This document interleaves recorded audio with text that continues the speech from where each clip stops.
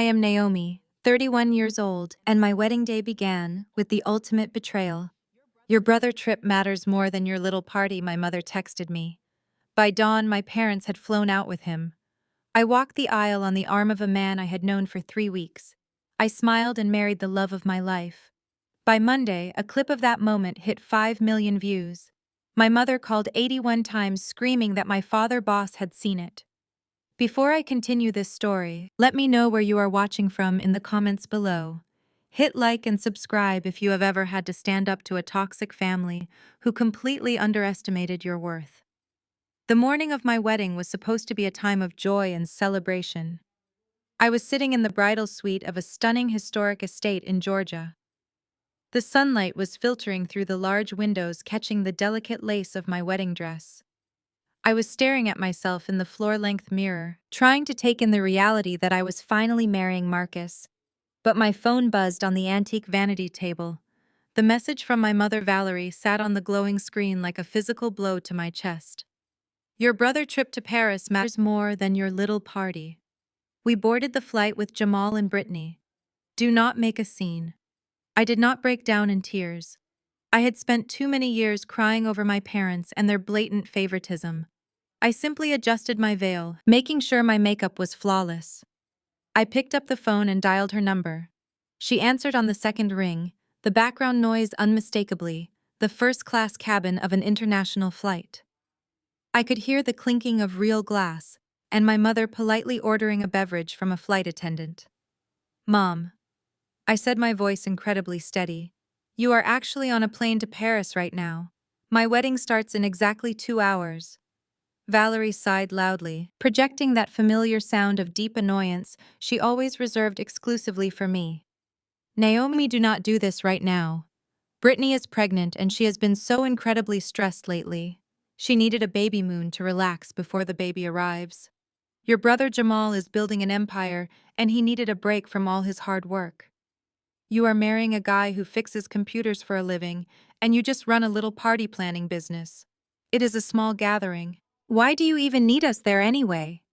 I closed my eyes and took a deep, centering breath.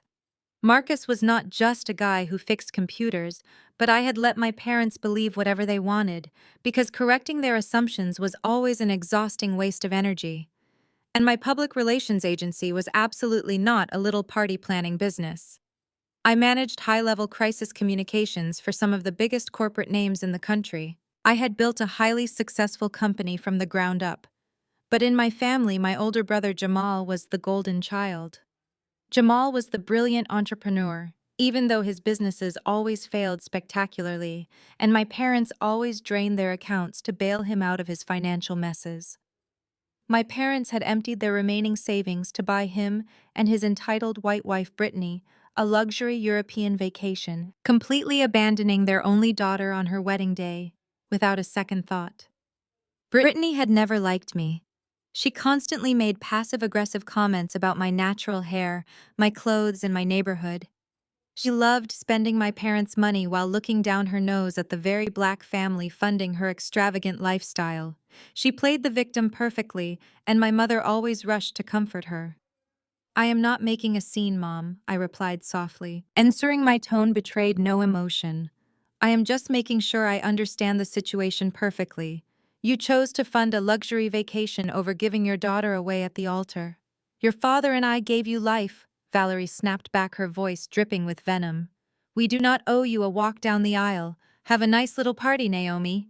She hung up the phone. The line went completely dead. The silence in the spacious bridal suite was deafening. I looked at my reflection again.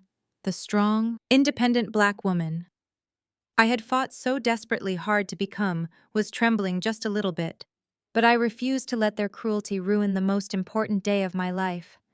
Suddenly, the heavy oak door of the bridal suite swung open. My wedding coordinator rushed in, her face pale with absolute panic. Naomi, the string quartet is playing the bridal march. The groomsmen are in place at the altar. But your father is not in the hallway. We have nobody to walk you down the aisle. We need to delay the ceremony right now to find him. I shook my head firmly. We are not delaying anything. I will walk alone. I grabbed my bouquet of white orchids, gripping the stems tightly. I was ready to face the pitying stares of my guests. I was fully prepared to swallow my pride and make the long, lonely walk down the aisle by myself. Just then, a deep, calming voice stopped us. "Excuse me." Mr. Henderson stepped into the room. How was the owner of the historic estate I had rented for the wedding? A distinguished black man in his mid-60s, he was dressed in a sharp, immaculate tuxedo. I had only known him for 3 weeks since booking the venue, but we had shared warm, meaningful conversations about his beautiful property and the rich history of his family, building a legacy in the South. He looked at me, his eyes full of gentle, profound understanding. He had clearly overheard the frantic coordinator and deduced exactly what was happening. "I have 2 daughters who stubbornly refuse to marry," he said with a warm, reassuring smile that reached his eyes. "Would you do an old man the enormous honor of walking you down the aisle today?" Tears finally pricked the corners of my eyes, but they were tears of profound gratitude, not sorrow. The universe had a way of providing exactly what you needed when the people who were supposed to love you fell short. I took a deep breath, looked at this kind stranger, who was showing me more paternal grace and respect than my own father ever had in my entire life, and I smiled brightly. "It would be my absolute honor, Mr. Henderson." I took his offered arm, feeling a massive surge of strength replace my heartbreak. We stepped out of the bridal suite together, leaving the dark disappointment of my toxic parents far behind us forever. I was totally ready to finally marry my wonderful Marcus. The heavy wooden doors of the sanctuary opened slowly. The warm afternoon sunlight poured into the room, illuminating the smiling faces of our gathered guests. I hooked my arm securely through Mr. Henderson's arm. His presence was a steady, comforting anchor as we stepped forward onto the white runner. The music swelled through the space, a beautiful acoustic rendition of my favorite love song. Every eye in the room turned toward us. There were immediate whispers, of course. My extended family members and close friends noticed instantly that my father Richard was missing from my side, but I kept my posture perfect and held my head high. At the end of the long aisle stood Marcus. He wore a tailored charcoal suit that fit his broad shoulders perfectly. When he saw me walking with Mr. Henderson instead of my father, a brief flash of confusion crossed his handsome face. But that confusion was quickly replaced by an expression of pure, fierce love and unwavering support. As we finally reached the altar, Mr. Henderson placed my hand gently into Marcus' hand. "You look absolutely breathtaking today," Marcus whispered softly. He reached up with infinite tenderness and gently wiped a single tear that had escaped and rolled down my cheek. "Where are they?" he asked softly, his eyes searching mine. "I will tell you everything later," I whispered back, squeezing his hands tightly. "Right now, it is just you and me." The ceremony was entirely magical. We exchanged vows. We had written ourselves promising to build a lifelong partnership based on absolute truth, deep respect, and unwavering support. We promised to be the loyal family for each other that we had always desperately needed. The reception that followed was a joyous, vibrant celebration of chosen family over toxic blood obligation. We danced for hours, we laughed until our sides ached, and we toasted to beautiful new beginnings together. What I did not know was that during the ceremony, my best friend and maid of honor Kiara had recorded the exact moment Mr. Henderson walked me down the aisle. She knew the entire sordid history of my family toxic dynamics. She had watched me cry over their constant rejections and blatant favoritism for years. Fueled by righteous anger on my behalf, she posted the beautiful tear-jerking video on her social media account while we were cutting the wedding cake. Her caption was simple but utterly devastating to anyone reading it. "My best friend parents abandoned her on her wedding day to take her golden child brother and his entitled wife on a luxury vacation to Paris. So the kind venue owner stepped in to walk her down the aisle. Chosen family is real and true love always wins." I was completely unaware of the massive digital storm currently brewing online. Marcus and I left our wedding reception wrapped in a beautiful bubble of pure happiness. The very next morning, we boarded a flight for our honeymoon. We had rented a secluded, stunning villa in the beautiful Caribbean to celebrate our new life together. For the first 2 days of our trip, We kept our phones strictly on Do Not Disturb mode. We spent our precious time swimming in the crystal clear private pool, eating fresh tropical fruit on the sunny terrace, and enjoying the absolute peace of being completely disconnected from the demanding outside world. Fast forward to Monday morning. The bright tropical sun was streaming through the sheer white curtains of our spacious bedroom. We were tangled in the comfortable sheets, enjoying the quiet, lazy morning together. I reached over to the wooden nightstand to check the time on my phone. The exact moment I disabled the Do Not Disturb mode, the device nearly jumped out of my hand with a violent buzzing. It vibrated continuously, a relentless, non-stop stream of notifications flooding the glass screen. I sat up quickly, blinking against the bright morning light, trying to comprehend exactly what I was seeing. There were frantic text messages from distant cousins I had not spoken to in several years. There were dozens of urgent alerts from various social media applications. But what truly made my stomach drop was looking at the recent call log. I had exactly 81 missed calls. Every single one of them was from my father Richard and my mother Valerie. They had been calling me back to back since 4 in the morning. My heart began to race in my chest. A missed call from my parents usually meant a demanding request for emergency money to bail my brother Jamal out of financial trouble. 81 missed calls meant an absolute unprecedented catastrophe had occurred. I opened a direct text message from Kiara. It just said, "Naomi, call me right now. Look at the video immediately." I opened the application with trembling fingers. The video Kiara had posted of Mr. Henderson giving me away was the very first thing to pop up on my feed. I stared at the numbers at the bottom of the screen in pure, unadulterated shock. The video had completely exploded overnight.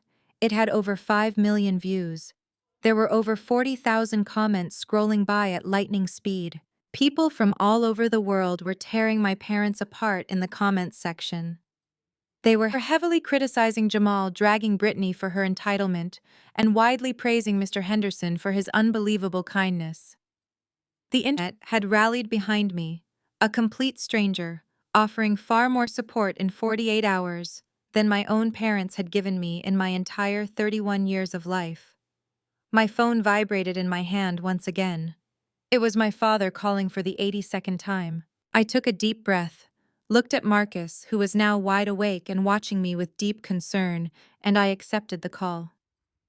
The peaceful silence of our tropical honeymoon villa was instantly shattered by the loud sound of my father screaming through the tiny speaker. The true devastating consequence of their selfish actions was about to hit them like a runaway freight train, and I was finally ready to let it happen right now. I pressed the green accept button on the screen and raised the phone to my ear. My father did not say hello. He did not ask if I was having a beautiful honeymoon.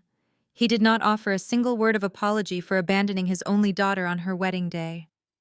Instead, his voice exploded through the speaker with a level of pure, unadulterated panic I had never heard from him before. "Naomi, take that video down right this second," Richard bellowed, his heavy breathing making the audio crackle. "Do you have any idea who just shared it? You need to call whoever posted it and delete it immediately." I sat up against the plush white pillows of the villa bed. The warm Caribbean breeze gently rustled the sheer linen curtains, a stark, beautiful contrast to the absolute toxic chaos erupting through my phone. Marcus shifted beside me on his mattress. He placed his large, warm hand over my knee, his dark eyes watching me with steady, quiet support. I did not flinch. For the very first time in 31 years, my father yelling did not send a rush of debilitating anxiety through my veins. It just sounded entirely pathetic. "Sterling Crawford saw it!" Richard continued to scream, his voice echoing off the high vaulted ceilings of my bedroom. "Do you hear me? Sterling Crawford." I knew exactly who Sterling Crawford was. Every single time my father opened his mouth at Sunday family dinners, it was to worship the ground that man walked on. Sterling was the highly respected African-American chief executive officer of Vanguard Holdings, the massive financial conglomerate that owned my father branch. Richard had spent the last 4 years doing absolutely everything in his power to impress Sterling, desperately trying to secure a highly coveted promotion to vice president. Sterling was famously known across the corporate world for his strict moral compass. He built his entire billionaire brand on loyalty, community, uplift, and unbreakable family values. He put it on his professional network. Richard was hyperventilating now. He shared the video to his 50,000 followers. He wrote that he is disgusted by parents who abandon their children and that character starts at home. My entire professional network is seeing this right now. My colleagues are sending me screenshots. You are destroying my entire career over a stupid temper tantrum. Fix this right now. Before I could even formulate a response to his ridiculous demands, the sound of loud, dramatic sobbing pierced through the receiver. It was my mother. Valerie was wailing in the background, making sure her absolute distress was front and center for me to hear. It was not the cry of a mother who deeply regretted missing her child walking down the aisle. It was the loud, theatrical cry of a woman whose carefully curated, fake social image had just been violently shattered into a million unrecoverable pieces. "Richard, my reputation is entirely ruined," Valerie sobbed loudly, her voice shrill and full of self-pity. "Sister Jenkins just removed me from the Pastoral Anniversary Planning Committee. The Women Ministry group chat is treating me like a complete outcast. They are calling me a deadbeat mother. Tell Naomi to issue a public apology immediately. Tell her to post a statement saying her account was hacked and the video is fake." "I cannot delete a video I did not post, Dad," I said. My voice was eerily calm, completely devoid of the frantic panic they desperately wanted to hear from me. "My maid of honor posted it on her own account. And even if she did delete it right now, the internet is forever. You made your bed when you chose to board a first-class flight to Paris to cater to Jamal instead of walking me down the aisle. Now you have to lie in it." I heard a loud scuffle on the other end of the line. The phone was aggressively snatched away. A high-pitched, demanding voice replaced my father frantic yelling. It was my sister-in-law, Brittany. "Listen to me. Naomi." Brittany snapped her tone, dripping with that familiar entitled arrogance she always weaponized against me. "You need to fix this mess right now. You are acting like a selfish brat and you are ruining my baby moon. We are standing in the middle of a Chanel boutique in Paris, and this is an absolute nightmare." I could hear the ambient noise of a high-end retail store behind her. Brittany had always believed that marrying my brother gave her a permanent access pass to disrespect our family. My parents always let her get away with her blatant microaggressions because she was giving them their first golden grandchild. "Jamal promised me a designer diaper bag for this trip." Brittany whined, her voice echoing with pure indignation. "But your father's credit card just got declined. Twice. The sales associates are looking at us like we are common criminals. Richard is having a full meltdown over his job. Your mother is crying over her church friends, freezing her out, and my entire luxury shopping trip is ruined because of your petty little party video. Call your friend, make her delete the footage, and figure out what is wrong with your father's bank account before I completely lose my mind." I let her finish her rant. I let the silence stretch for a few deeply satisfying seconds, absorbing the sheer, unadulterated audacity of her demands. They were standing in a luxury boutique in Europe enjoying a trip funded by abandoning me on my wedding day, and they were furious that I was not actively fixing their inconveniences. I looked at Marcus. A slow, genuine smile spread across my face. I brought the phone closer to my mouth, making sure my enunciation was razor sharp. "The video is staying exactly where it is, Brittany," I said, keeping my tone exceptionally bright and pleasant. "And as for the credit card declining at Chanel, there is absolutely nothing wrong with the bank network. It declined because I finally canceled the supplementary card I have been paying off for my father for the last 3 years to protect his credit score from his own terrible financial decisions. Have a wonderful time in Paris."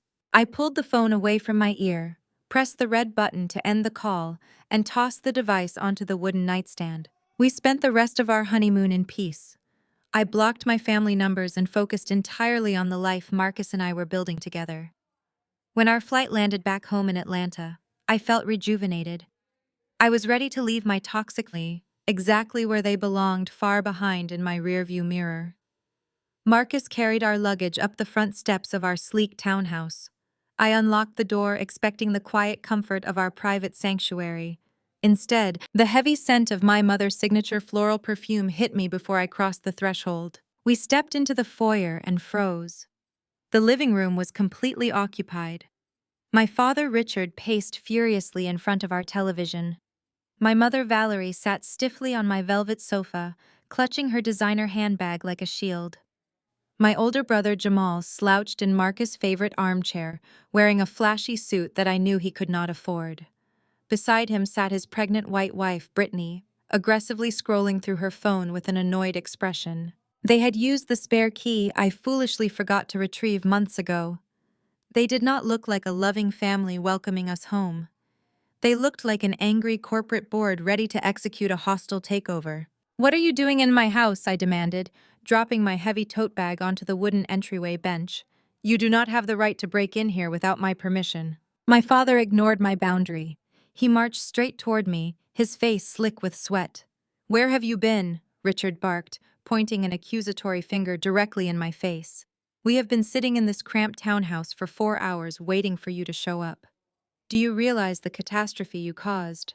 Sterling Crawford called me into his executive office twice while you were off sipping cocktails. My entire promotion to vice president is hanging by a thin thread because of your selfish internet stunt." Valerie scoffed loudly, waving her hand dismissively. "We are not here to discuss boundaries, Naomi. We are here to fix the massive mess you created for this family." Sister Jenkins officially asked me to step down from the church hospitality board yesterday. "The entire congregation is gossiping about us. You need to take responsibility and clean this up right now before your father loses his lucrative job and I lose my standing in the community. You are making decent black families look terrible on the internet." Richard ignored my mother complaining and turned his frantic, wide-eyed glare onto Marcus. Marcus stood calmly by the doorway, wearing a simple black t-shirt and jeans, looking entirely relaxed despite the aggressive home invasion unfolding before us. My father looked him up and down with blatant, undisguised contempt. "You," Richard snapped aggressively, snapping his fingers at Marcus like he was calling a disobedient dog. "You work with computers, right? You fix networks or whatever it is you do for a living. I need you to get on your laptop right now. I need you to hack into LinkedIn and scrub that video from their servers. Then I need you to track down Sterling Crawford, executive assistant, so Naomi can send an apology letter claiming the entire situation was a massive misunderstanding." Brittany rolled her eyes and let out a loud sigh from the armchair. "Honestly, you two need to hurry up and do exactly what he says," she complained, rubbing her slightly pregnant belly. "Jamal and I had to cut our Paris trip short and fly back coach because Richard credit cards are suddenly frozen. Do you have any idea how stressful it is to fly economy while pregnant? You people are so incredibly inconsiderate. My parents would never treat us this way." Jamal nodded in agreement, adjusting his expensive silk tie. "Exactly. Dad career funds my startup, Naomi. If he goes down, we all go down. Tell your tech support husband to stop standing there looking stupid and start typing. We do not have all day to wait around. We have important investor meetings to get to." I opened my mouth to completely tear my brother apart, but Marcus gently placed his hand on my lower back. The steady warmth of his touch grounded me. He did not look intimidated by my father's screaming or insulted by my brother's arrogant demands. He simply looked incredibly bored. Marcus walked right past my fuming father, stepped around the sofa where my mother was sulking, and casually made his way into our open-concept kitchen. He pulled a ceramic mug from the upper cabinet and began pouring himself a cup of fresh coffee from the pot I had set on a timer before our flight. My family stared at him in utter disbelief. They were expecting him to cower, to immediately grab a computer keyboard and desperately try to please the wealthy patriarch. Instead, Marcus took a slow, deliberate sip of his dark roast coffee. He leaned comfortably against the cool marble kitchen counter, his dark eyes locking onto mine across the crowded room. He completely ignored the four angry people treating our home like their personal war room. "Honey," Marcus said, his deep voice incredibly smooth and perfectly steady. "Should I call Sterling directly, or do you want to handle this yourself?"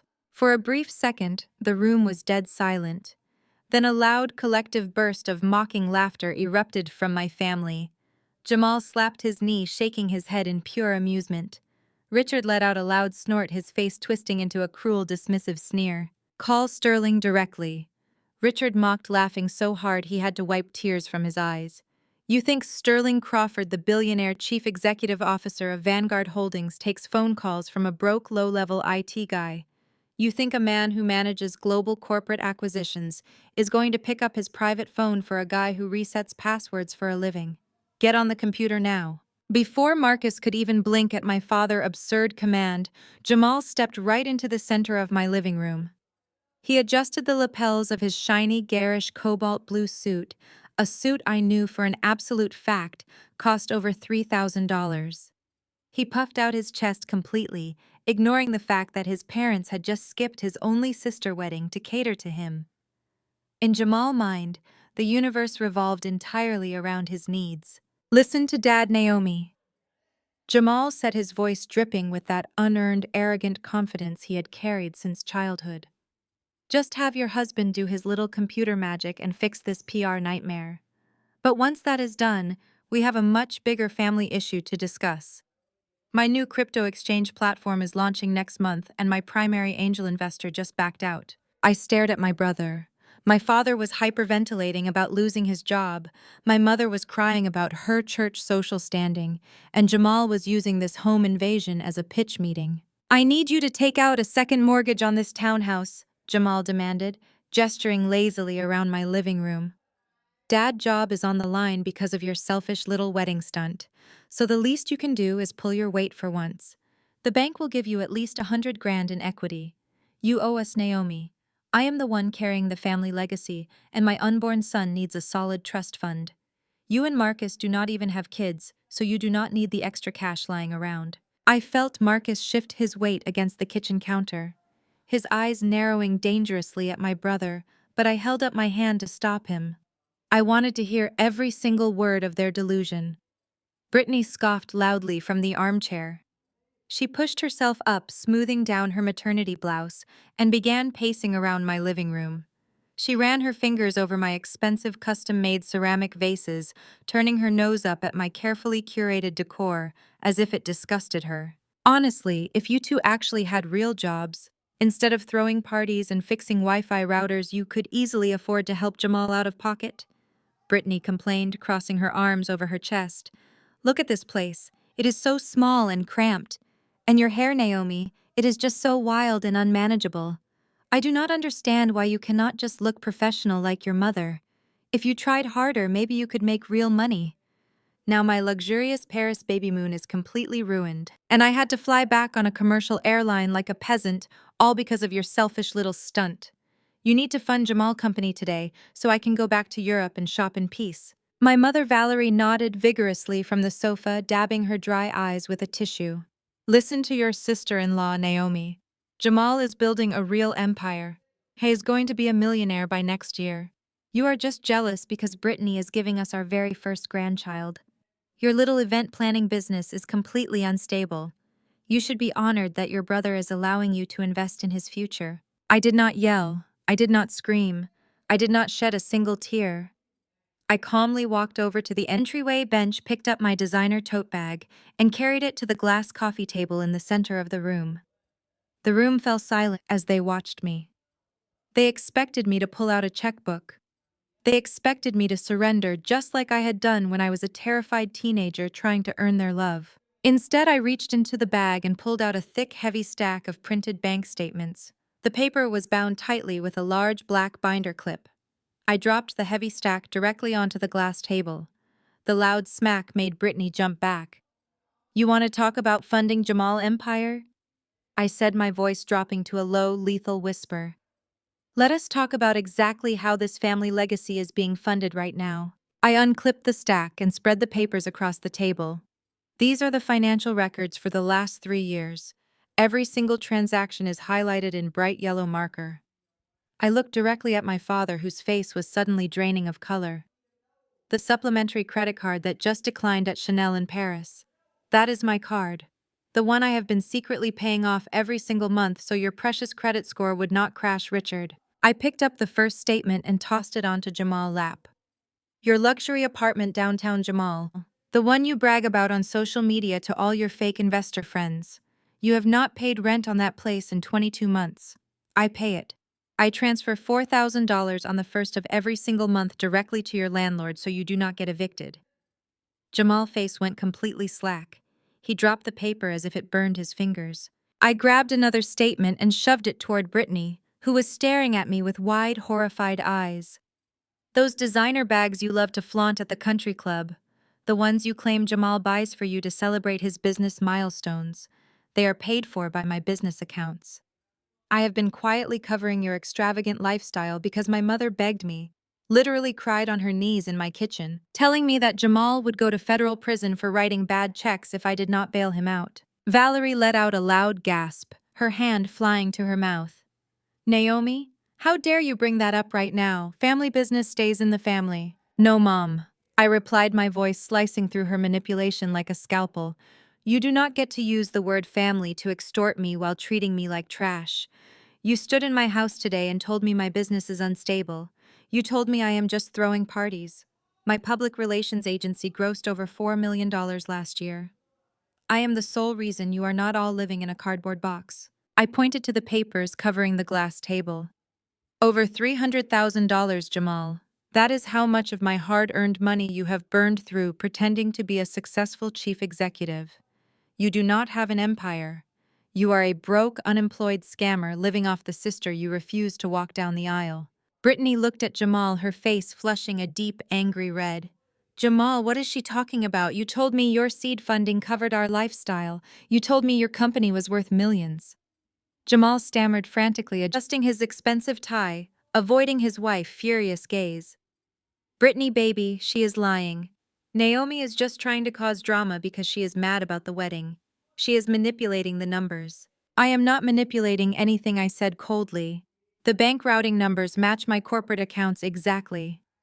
While you were boarding a first-class flight to Paris, using the money I gave my parents to keep their house out of foreclosure, I was marrying a man who actually respects me. Richard slammed his fist down on the arm of the sofa, trying desperately to regain control of the room. Enough. I do not care about who paid what rent. That is entirely irrelevant right now. The only thing that matters is my job. Naomi, you will fix this video immediately, or I swear to God I will disown you. Marcus pushed himself off the kitchen counter. He set his coffee mug down with a sharp, definitive clink. He walked slowly into the living room, his tall frame suddenly looking incredibly imposing. The relaxed, bored expression was completely gone from his face. He looked at my father, and the temperature in the room seemed to drop 10 degrees. Richard, your daughter has carried your financial incompetence for 3 years. Marcus said, his voice deep, authoritative, and utterly terrifying. But that ends today. And regarding your chief executive officer, I think I will give Sterling a call right now. Marcus reached into the front pocket of his dark denim jeans and pulled out his cell phone. The metallic glint of the device caught the morning light streaming through our living room windows. He unlocked the screen with a steady thumb, his expression completely unbitten by the toxic hostility filling the space. Brittany let out a sharp, grating laugh that shattered the brief silence. She threw her head back, her blonde hair bouncing around her shoulders as she looked at Jamal with pure amusement. You cannot be serious, Brittany mocked, pointing a manicured finger at my husband. The IT guy is going to call a billionaire chief executive. He probably fixes the printers in Sterling office building. Put the phone away before you embarrass yourself further, Marcus. Jamal chimed in, immediately aggressively adjusting his cheap designer cuffs. He glared at me. Get your husband under control, Naomi, before he does something incredibly stupid. Dad is already on the verge of losing everything because of your wedding video. We do not need a computer nerd making things worse by harassing a corporate executive. Valerie stood up from the sofa, her church-going facade completely dropping to reveal the bitter, panicked woman underneath. Naomi, if you let him make that call, I will never forgive you. You do not play games with your father's career. You just throw parties for a living. You have no idea how the real corporate world works. Richard scoffed loudly, crossing his arms over his chest. He looked at Marcus with absolute disdain. I have worked at Vanguard for 15 years, Richard sneered. And even I have only spoken to Sterling Crawford twice in my entire life. Put the phone down, boy. You are way out of your league. Marcus ignored every single insult. He simply scrolled through his favorites list, tapped a name, and pressed the speaker icon. He leaned forward and placed the phone precisely in the center of the glass coffee table, resting it right on top of the highlighted bank statements that proved I had been funding my family fraudulent lifestyle. The phone rang loudly. The digital tone echoed off the walls of the tense, cramped room. It rang once. It rang twice. A deep, resonant, and unmistakably authoritative voice filled the living room. Sterling Crawford answered on the third ring. "Good morning, Mr. Chairman," Sterling said warmly, his booming voice carrying a tone of absolute, unquestionable respect. "I trust the honeymoon in the Caribbean was restful. The board of directors has been holding the final acquisition papers for your signature. We need your green light to proceed with the merger this afternoon." Richard stopped breathing. The color violently drained from his face, leaving his skin an ashen, sickly gray. His eyes bugged out of his head as he stared at the small device sitting on the glass table. Jamal's mouth fell completely open. Brittany stopped laughing instantly, her arrogant smirk vanishing into thin air. Marcus leaned forward, resting his strong hands on the edge of the coffee table. "The honeymoon was absolute perfection, Sterling. Thank you for asking. The integration can proceed exactly as planned. But we have a more pressing internal matter to address this morning." "Of course, Marcus." "Name it," Sterling replied without a second of hesitation. "I am currently standing in my living room, looking directly at Richard, the senior branch manager from the Atlanta division." Marcus said, his voice stripping away any remaining warmth and dropping into a cold, ruthless corporate tone.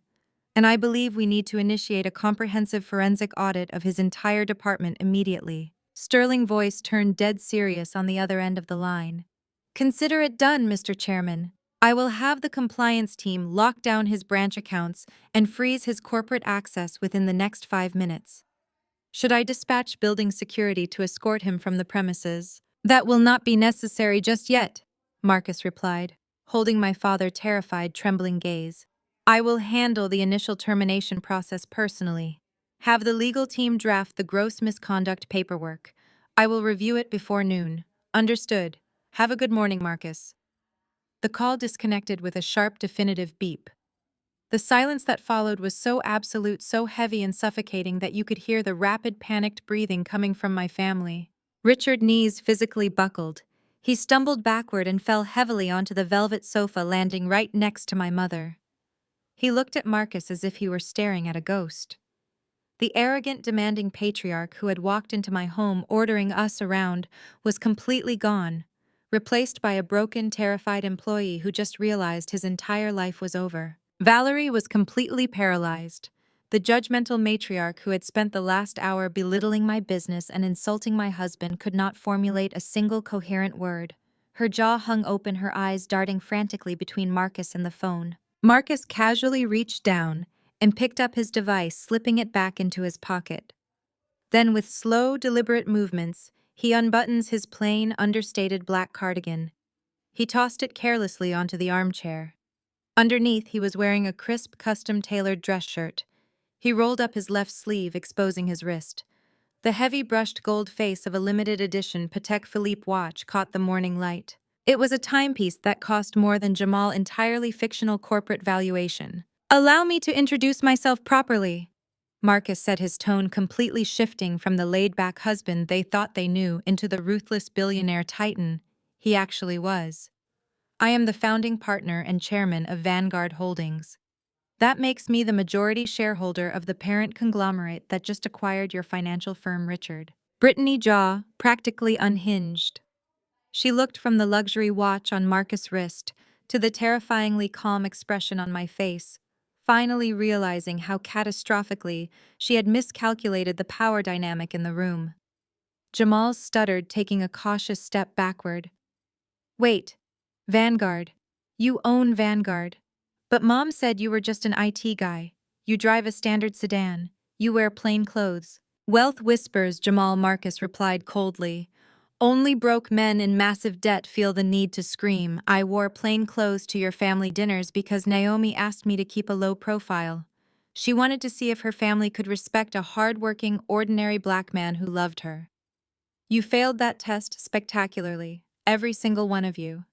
Valerie, realizing that the man she had been verbally trashing for a year was actually a billionaire, instantly flipped her entire demeanor. It was a sickening, transparent display of pure hypocrisy. The woman who just called me a selfish brat forced a massive, bright smile onto her face. She leaped up from the sofa and rushed toward Marcus with her arms wide open. "I knew it!" Valerie cried out joyfully, attempting to wrap her arms around Marcus' neck. "I always knew my beautiful daughter had an amazing eye for men. Oh, my brilliant, successful son-in-law. We were just joking around earlier. You know how family is. We were just testing your boundaries. That little party last month was so rushed, but now we can throw you to a proper lavish celebration." I stepped forward immediately, intercepting my mother before she could touch my husband. I placed my hand firmly against her chest, physically blocking her embrace. I looked her dead in the eyes, my expression entirely devoid of mercy. "Do not touch him," I said, my voice ringing with absolute finality. "You do not get to disrespect my husband for a year, abandon me at the altar, and then hug him the second you find out his net worth. Sit back down, Mom." Valerie recoiled as if she had been struck. She stumbled back to the sofa, her fake smile trembling violently. Brittany, whose gold-digging greed completely overrode any sense of loyalty to her father-in-law. Impending doom suddenly pushed past Jamal. Her eyes were shining with undisguised avarice. She walked right up to Marcus, batting her eyelashes, totally ignoring the fact that her husband's family was currently imploding. "Marcus, wow," Brittany purred, her voice dripping with artificial sweetness. "Since you are the chairman, you must have an incredible investment portfolio. I am actually launching a premium vegan makeup line. I just need a tiny $5 million seed investment. Family helps family right." I repeated her sickeningly sweet words, stepping directly into her personal space. "You stand in my home, insult my hair, insult my business, insult the man I love, and then you have the absolute unmitigated gall to ask him for $5 million. You are not just entitled, Brittany. You are entirely delusional." Marcus did not laugh. He did not blink. He simply turned away from her grasping, greedy hands and walked slowly toward the entryway where he had dropped his leather briefcase. He unfastened the brass buckles with a sharp metallic click that sounded like a judge gavel in the silent room. When he turned back around, he was not holding a checkbook or a pen. He was holding a thick, heavy manila folder sealed with bright red security tape. He walked back to the glass coffee table and slammed the heavy document down right next to his cell phone. The sound made my mother flinch violently. "I did not bring a checkbook to this little family reunion," Brittany Marcus said, his voice dropping into a cold, clinical frequency that commanded absolute terror. "I brought an internal audit report." My father Richard stopped breathing entirely. His eyes locked onto the red security tape and his entire body began to tremble. The arrogant, demanding patriarch who had stormed into my house ordering us around was completely gone. In his place sat a broken, terrified man who knew exactly what was inside that folder. "Let us talk about how family helps family."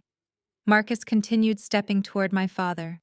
"As the chairman of Vanguard Holdings, I authorized a forensic accounting sweep of your specific branch the moment I found out how you treated my wife. I thought I would find some mismanaged accounts, or maybe some sloppy bookkeeping. Instead, I found a meticulously organized criminal enterprise. You have been embezzling corporate funds for over 2 years, Richard. $1.2 million to be exact." Valerie let out a blood-curdling shriek. She grabbed her chest, gasping for air, as if she had been physically struck. "Richard, tell me he is lying. Tell me right now that this is a sick joke." My mother was hyperventilating, her mind instantly calculating the devastating social ruin racing toward her. The elite church committees, the fancy high society brunches, the carefully curated image of the perfect wealthy black family living in their spotless brownstone. It was all disintegrating before her very eyes. "It gets much worse," Valerie Marcus said, showing zero mercy to the woman who had tormented me my entire life. "Richard did not just steal the money. He actively funneled $1.2 million in fake client entertainment expenses directly into shell companies registered to your golden child." I turned to look at my older brother. Jamal was backing away toward the front door, shaking his head rapidly.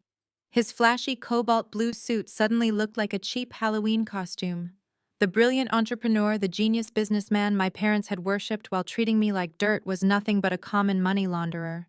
He had been using stolen corporate funds to finance his luxury apartment, his fake cryptocurrency startup, and his white wife designer wardrobe. "You abandoned me at the altar for this," I said, my voice ringing with absolute crystal clear vindication. You skipped my wedding, you drained your savings, and you treated me like a failure, your entire life, just to worship a sloppy criminal who cannot even steal money without leaving a massive paper trail. You sold your soul for a golden child who produces absolutely nothing. Richard fell heavily off the velvet sofa. He literally dropped to his knees on my hardwood floor, clasping his hands together in a pathetic display of begging. "Marcus, please." Richard sobbed, tears streaming down his face. "I was just trying to help Jamal get his business off the ground. He promised me he would pay it back once his startup went public. I am begging you, man to man, keep this in the family. Do not destroy my life." "You destroyed your own life," Richard Marcus replied, looking down at my father with utter disgust. "And you have exactly 24 hours to try and save your freedom. You will submit your formal resignation to Sterling Crawford by 9 o'clock tomorrow morning. You will wire the entire $1.2 million back into Vanguard corporate accounts before the banks close. If that money is not returned in full, I am handing this red folder directly to the Securities and Exchange Commission and the Federal Bureau of Investigation.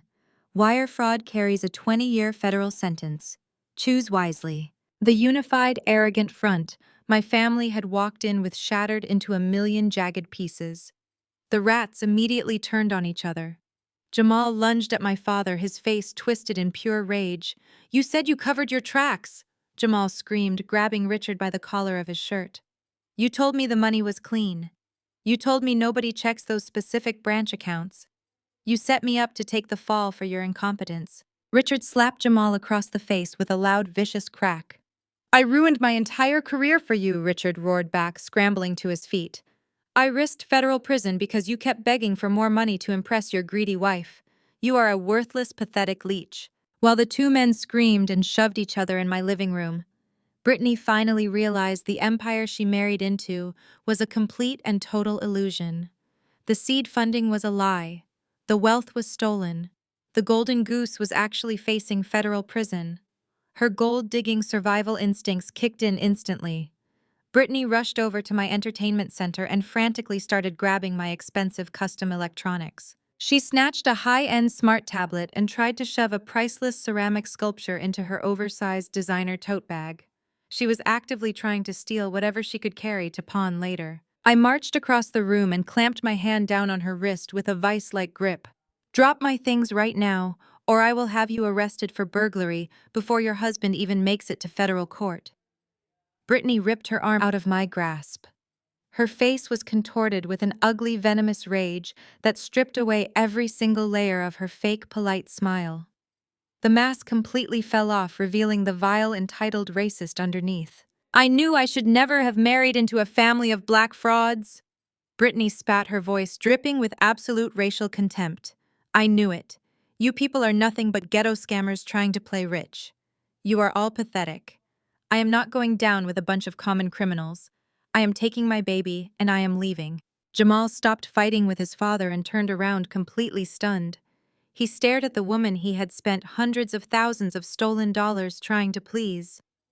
The trophy wife he bought with embezzled money had just called him a fraud and threw a racial slur at his entire bloodline right to his face. Brittany did not even look back at him. She hoisted her stolen designer bag onto her shoulder, stormed past my sobbing mother, and marched out the front door, slamming it so hard the windows rattled in their frames.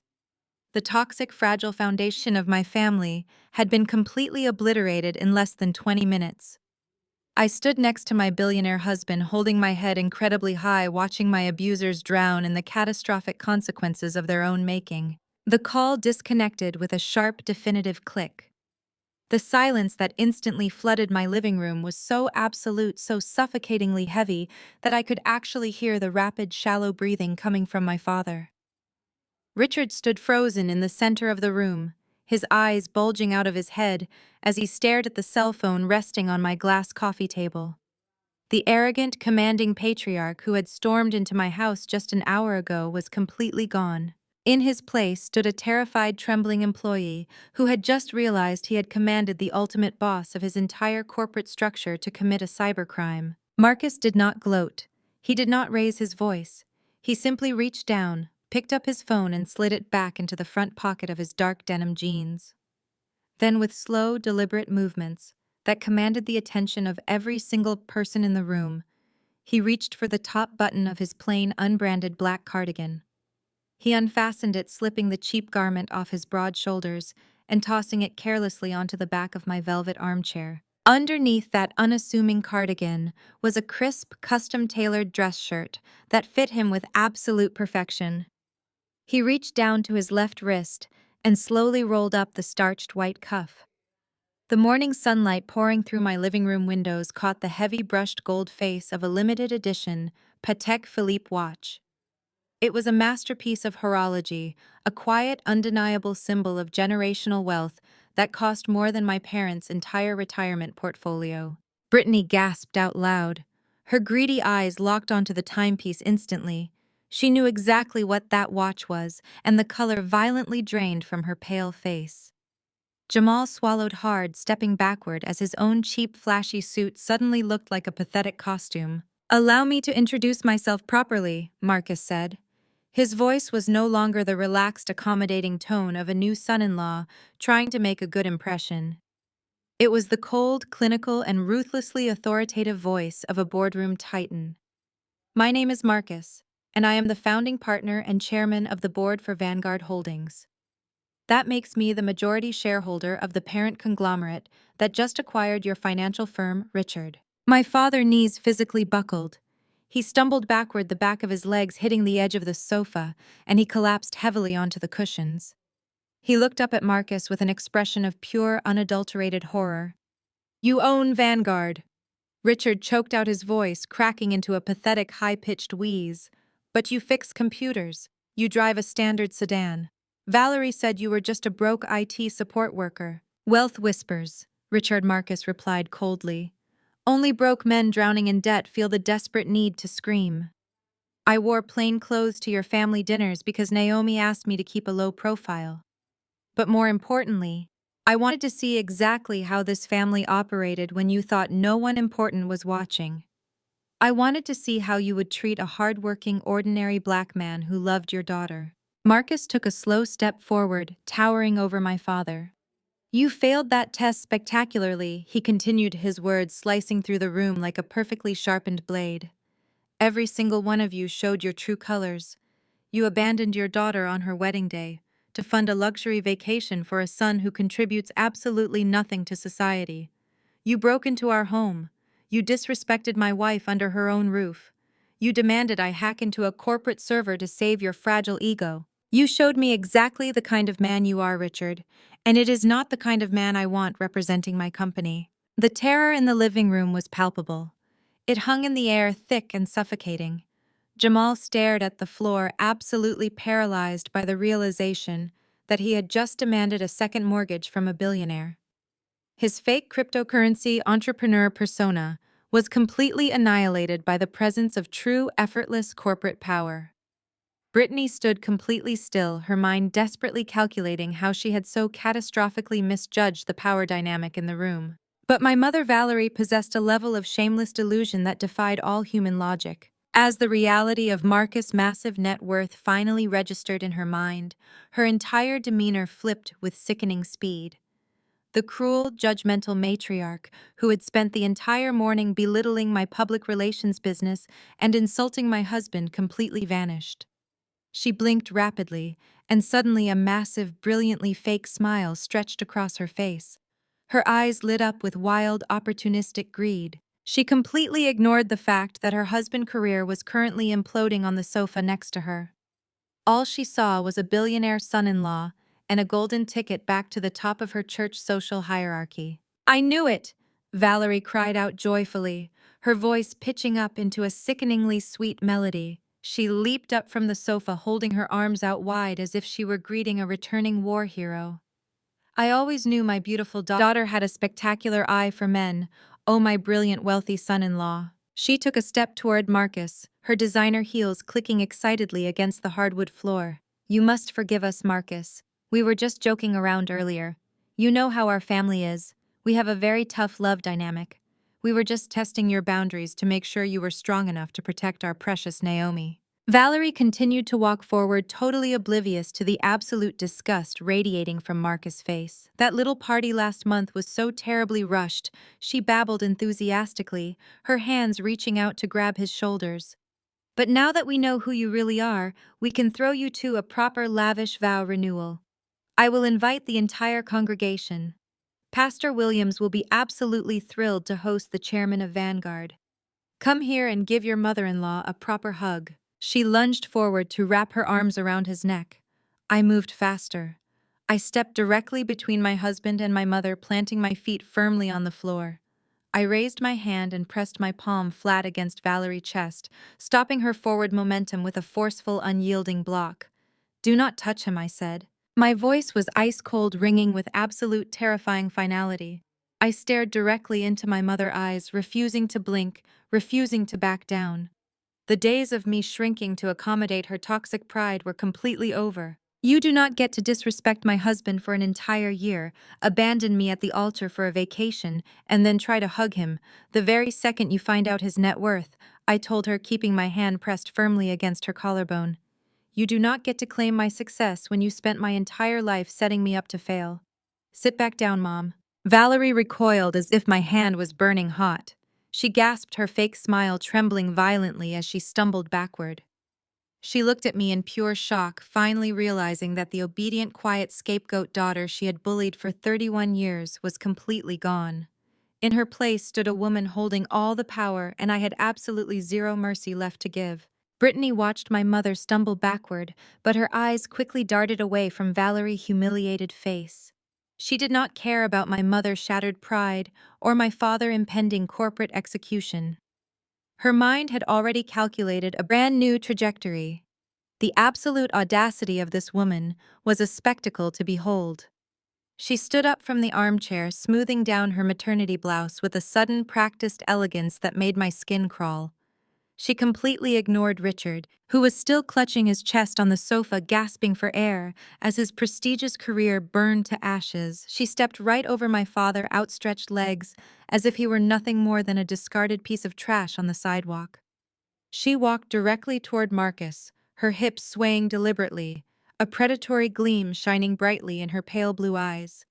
She was ready to sell out her entire marital family for a taste of real billionaire wealth. Marcus, wow, Brittany purred, her voice dripping with an artificial syrupy sweetness that made my stomach churn. She batted her eyelashes, tilting her head to expose her neck in a classic textbook display of gold-digging manipulation. I have to admit, you completely fooled us. A billionaire in disguise. That is so incredibly clever of you. You know, since you are the chairman of Vanguard Holdings, you must have an incredibly aggressive investment portfolio. I am actually launching a premium vegan makeup line specifically targeted at high net worth individuals. I have the entire business plan all mapped out in my head. I just need a tiny $5 million seed investment to get the manufacturing and marketing off the ground. She reached out, trying to playfully place her manicured hand on his tailored shirt sleeve. Family helps family, right, Marcus? Before Marcus could even react to her staggering entitlement, a sudden blur of cobalt blue rushed past me. Jamal had recovered from his initial shock, but instead of checking on his devastated father or defending his family honor, his own insatiable greed took the wheel. He practically sprinted across the living room, physically shoving his own pregnant wife out of the way to get closer to Marcus. Brittany let out a sharp gasp of indignation as she stumbled sideways into a side table, but Jamal did not even look back at her. The golden child was entirely focused on the billionaire standing in our foyer. Hold on a second! Marcus Jamal interjected, his voice frantic and breathless with pure desperation. Do not listen to a single word she says. Her makeup line is just a stupid hobby. My decentralized cryptocurrency exchange is the real deal. We are poised to disrupt the entire financial sector. Vanguard needs to diversify into digital assets to stay relevant in the modern market. You drop $5 million into my seed round right now, and I will make you an executive board member. We are family, man. We are brothers. You know I have the vision to take this to the moon. You just need to back my play. Dad job is irrelevant right now. We can build our own massive empire together. Richard let out a strangled, agonizing sound from the velvet sofa. He stared at his only son, the boy he had sacrificed everything for, the boy he had stolen for and lied for. Jamal had just casually declared his father career irrelevant in exchange for a theoretical crypto investment. Valerie clamped her hands over her ears, shutting her eyes tightly as the perfect, flawless image of her golden son shattered into a million filthy pieces. Jamal and Brittany began actively shouting over each other, snapping and snarling like starving dogs fighting over a scrap of meat. Brittany called Jamal a delusional scammer who blew all their money, while Jamal screamed that Brittany was nothing but a useless leech who contributed absolutely nothing to their marriage. They viciously tore each other apart in the middle of my living room, completely exposing their absolute lack of loyalty, love, or basic human decency. They did not care about Richard facing federal charges. They only cared about securing a new source of endless cash. Marcus did not entertain their pathetic, degrading performance. He did not laugh, he did not smile, and he certainly did not reach for his phone to authorize a bank transfer. He simply watched them with dark, unreadable eyes, studying their frantic greed like a scientist observing a highly predictable, incredibly disappointing experiment. He let them scream at each other until they finally ran out of breath, panting and staring at him with desperate, hungry expectation. Then, with slow, deliberate precision, Marcus turned his back on both of them. He walked calmly towards the wooden entryway bench, where he had set down his slim black leather briefcase when we first walked into the house. The entire room fell dead silent again, save for the heavy, labored breathing coming from my father. Marcus unfastened the brass locks of the briefcase. The sharp, metallic clicks echoed loudly in the quiet room. He did not pull out a checkbook. I did not pull out a luxury corporate pen. Marcus turned around, holding a thick, heavy manila folder. It was bound tightly and sealed securely with bright red tamper, evident security tape. He walked back to the center of the room, passing right between Jamal and Brittany, who were watching his hands with eager anticipation. Marcus stopped at the glass coffee table. He looked directly at my sister-in-law, his expression freezing over into a mask of pure, ruthless corporate execution. "I did not bring a checkbook to this little family reunion," Brittany, Marcus said, his voice dropping into a chilling, authoritative tone that commanded absolute terror. "I brought an internal audit report." With a swift, forceful motion, Marcus slammed the heavy, red-sealed folder down onto the glass coffee table. The resounding crack caused every single person in my family to flinch violently, sealing their inescapable fate. Marcus did not hesitate for a single second. He reached down and snapped the bright red security tape, tearing it straight down the middle. He flipped the heavy cardstock cover open, revealing a meticulously organized stack of financial documents, bank routing numbers, and highly classified corporate ledgers. The white pages glared against the dark glass of my coffee table. My father stared at the exposed papers as if they were venomous snakes ready to strike. The arrogant posture he had maintained for his entire life completely collapsed.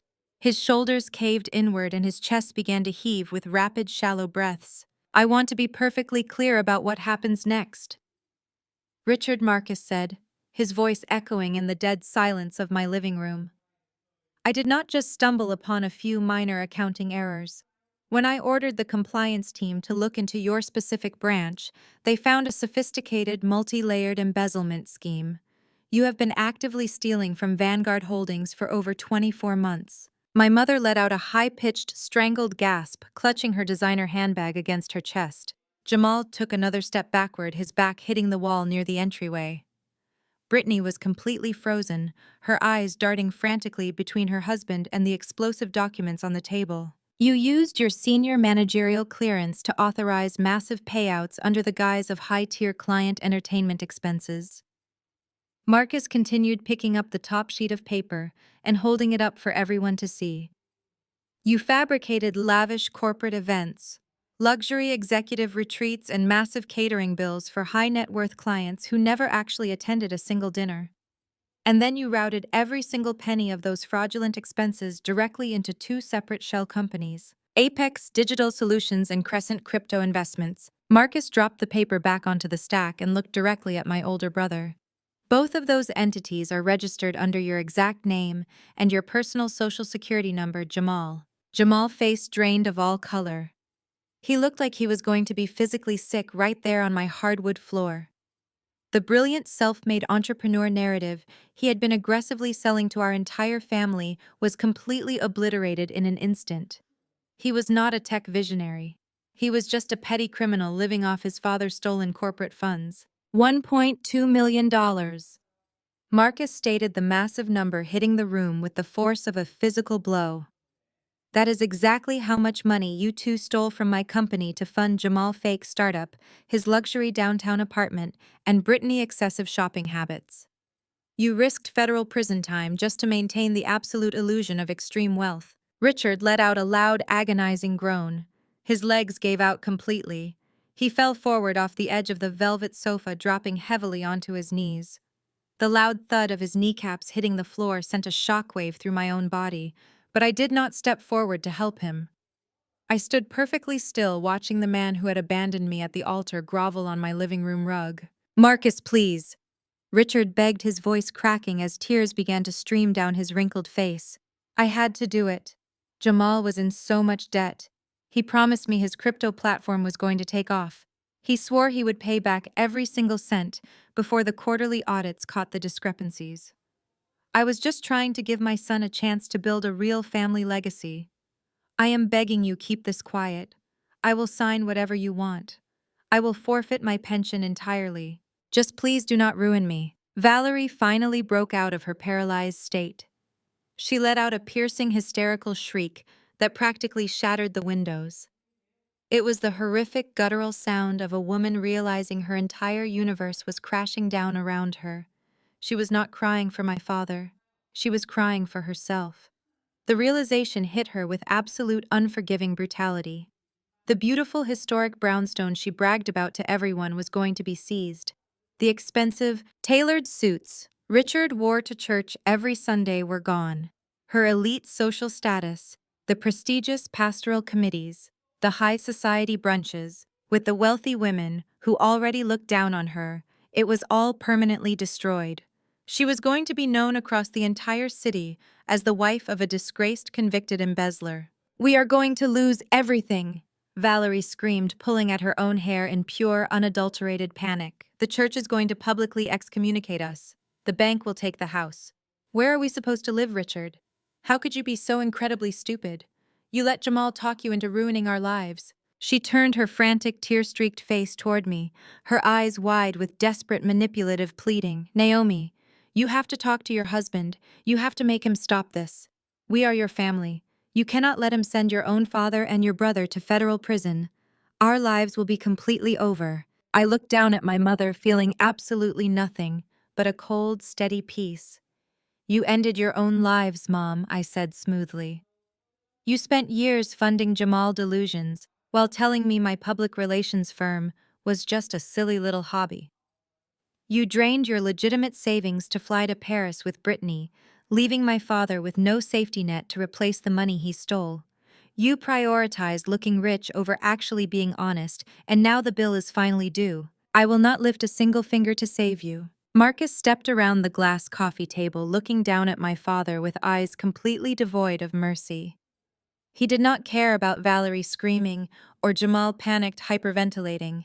He was operating purely as a corporate titan executing a flawless termination. "I am not here to negotiate a payment plan," Richard Marcus said, his voice dropping into a lethal, commanding frequency. "Exactly 24 hours to submit your formal letter of resignation to Sterling Crawford. You will state personal health reasons, and you will waive any and all rights to severance packages or corporate benefits." Richard choked on a sob, nodding his head rapidly as he continued to kneel on the floor. Yes, I will resign today. I will do whatever you want. But resignation is just the very first step." Marcus continued, his tone turning even colder. "You will also return the entire $1.2 million. Every single missing penny must be wired directly back into the Vanguard Holdings corporate accounts by 9 o'clock tomorrow morning. If that money is not sitting in my ledger by the time the banks open, I am taking this red folder along with every single routing number, fake invoice, and digital footprint you and your son created. I will personally hand deliver it to the Securities and Exchange Commission and the Federal Bureau of Investigation. Wire fraud carries a 20-year federal sentence, Richard. The clock is ticking." The devastating reality of federal prison finally fractured the fragile, toxic loyalty my family had used to abuse me for decades. Jamal did not rush to comfort our hyperventilating mother. He did not reach down to help our father off the hardwood floor. Instead, he turned his absolute panic into a weapon and aimed it directly at the man who had just destroyed his own life to fund him. "You told me those accounts were completely untraceable," Jamal screamed, his voice cracked, echoing loudly against the high ceilings of my living room. "You swore to me that Vanguard never audited those specific regional ledgers. You promised me the audit software would never flag the offshore routing numbers. You swore that the money was circulating cleanly through your ridiculous digital ledger. You are a senior branch manager, Dad.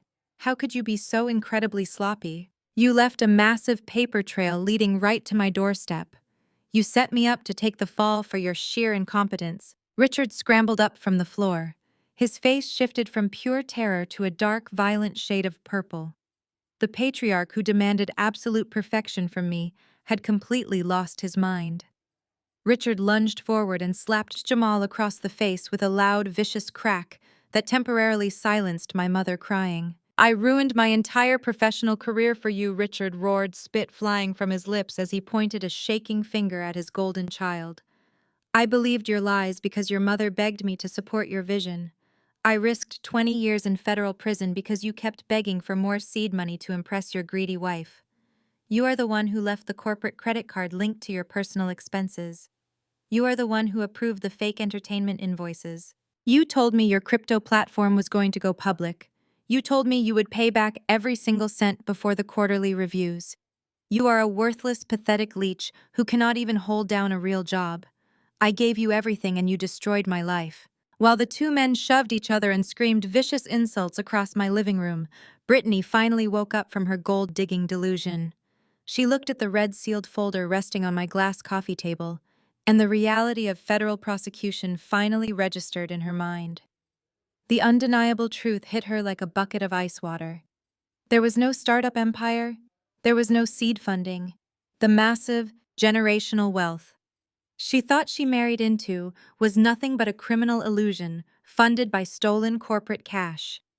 Her lavish Paris vacations, her custom designer nursery, and her luxury shopping sprees were completely dead. Her designer lifestyle, the country club memberships, she bragged about the exclusive private school waitlists she had already joined for her unborn child. All of it evaporated into thin air. She was not the wealthy elite matriarch she envisioned. She was just the pregnant wife of an unemployed, soon-to-be convicted felon. The Golden Goose was heading to federal prison, and her husband was going to be completely broke. Her survival instincts kicked into overdrive. She did not try to separate her husband and her father-in-law. She ignored Valerie, who was now weeping openly on the velvet sofa. Instead, Brittany frantically spun around and darted toward my custom-built entertainment center. She grabbed my expensive smart tablet off the charging dock and shoved it violently into her oversized designer tote bag. I could see her calculating the exact pawn value of my electronics. She needed liquid cash to fund her escape plan, and she felt entirely entitled to take it from my home. Then she reached for a priceless hand-painted ceramic sculpture Marcus had bought for me during our first anniversary trip to Italy. She was actively trying to steal whatever high-value items she could carry to pawn later. I marched across the living room with lightning speed. I clamped my hand down on her wrist with a vice-like grip before her fingers could close around the ceramic sculpture. She let out a sharp gasp of surprise, but I did not loosen my hold. My fingers dug into her pale skin. She tried to yank her arm away, but I held on with the absolute strength of a woman who had finally stopped playing the victim. "Drop my things right this second," I said, my voice dropping into a low, lethal whisper. "You do not get to walk into my house, insult. My husband demand a $5 million investment and then rob me blind on your way out.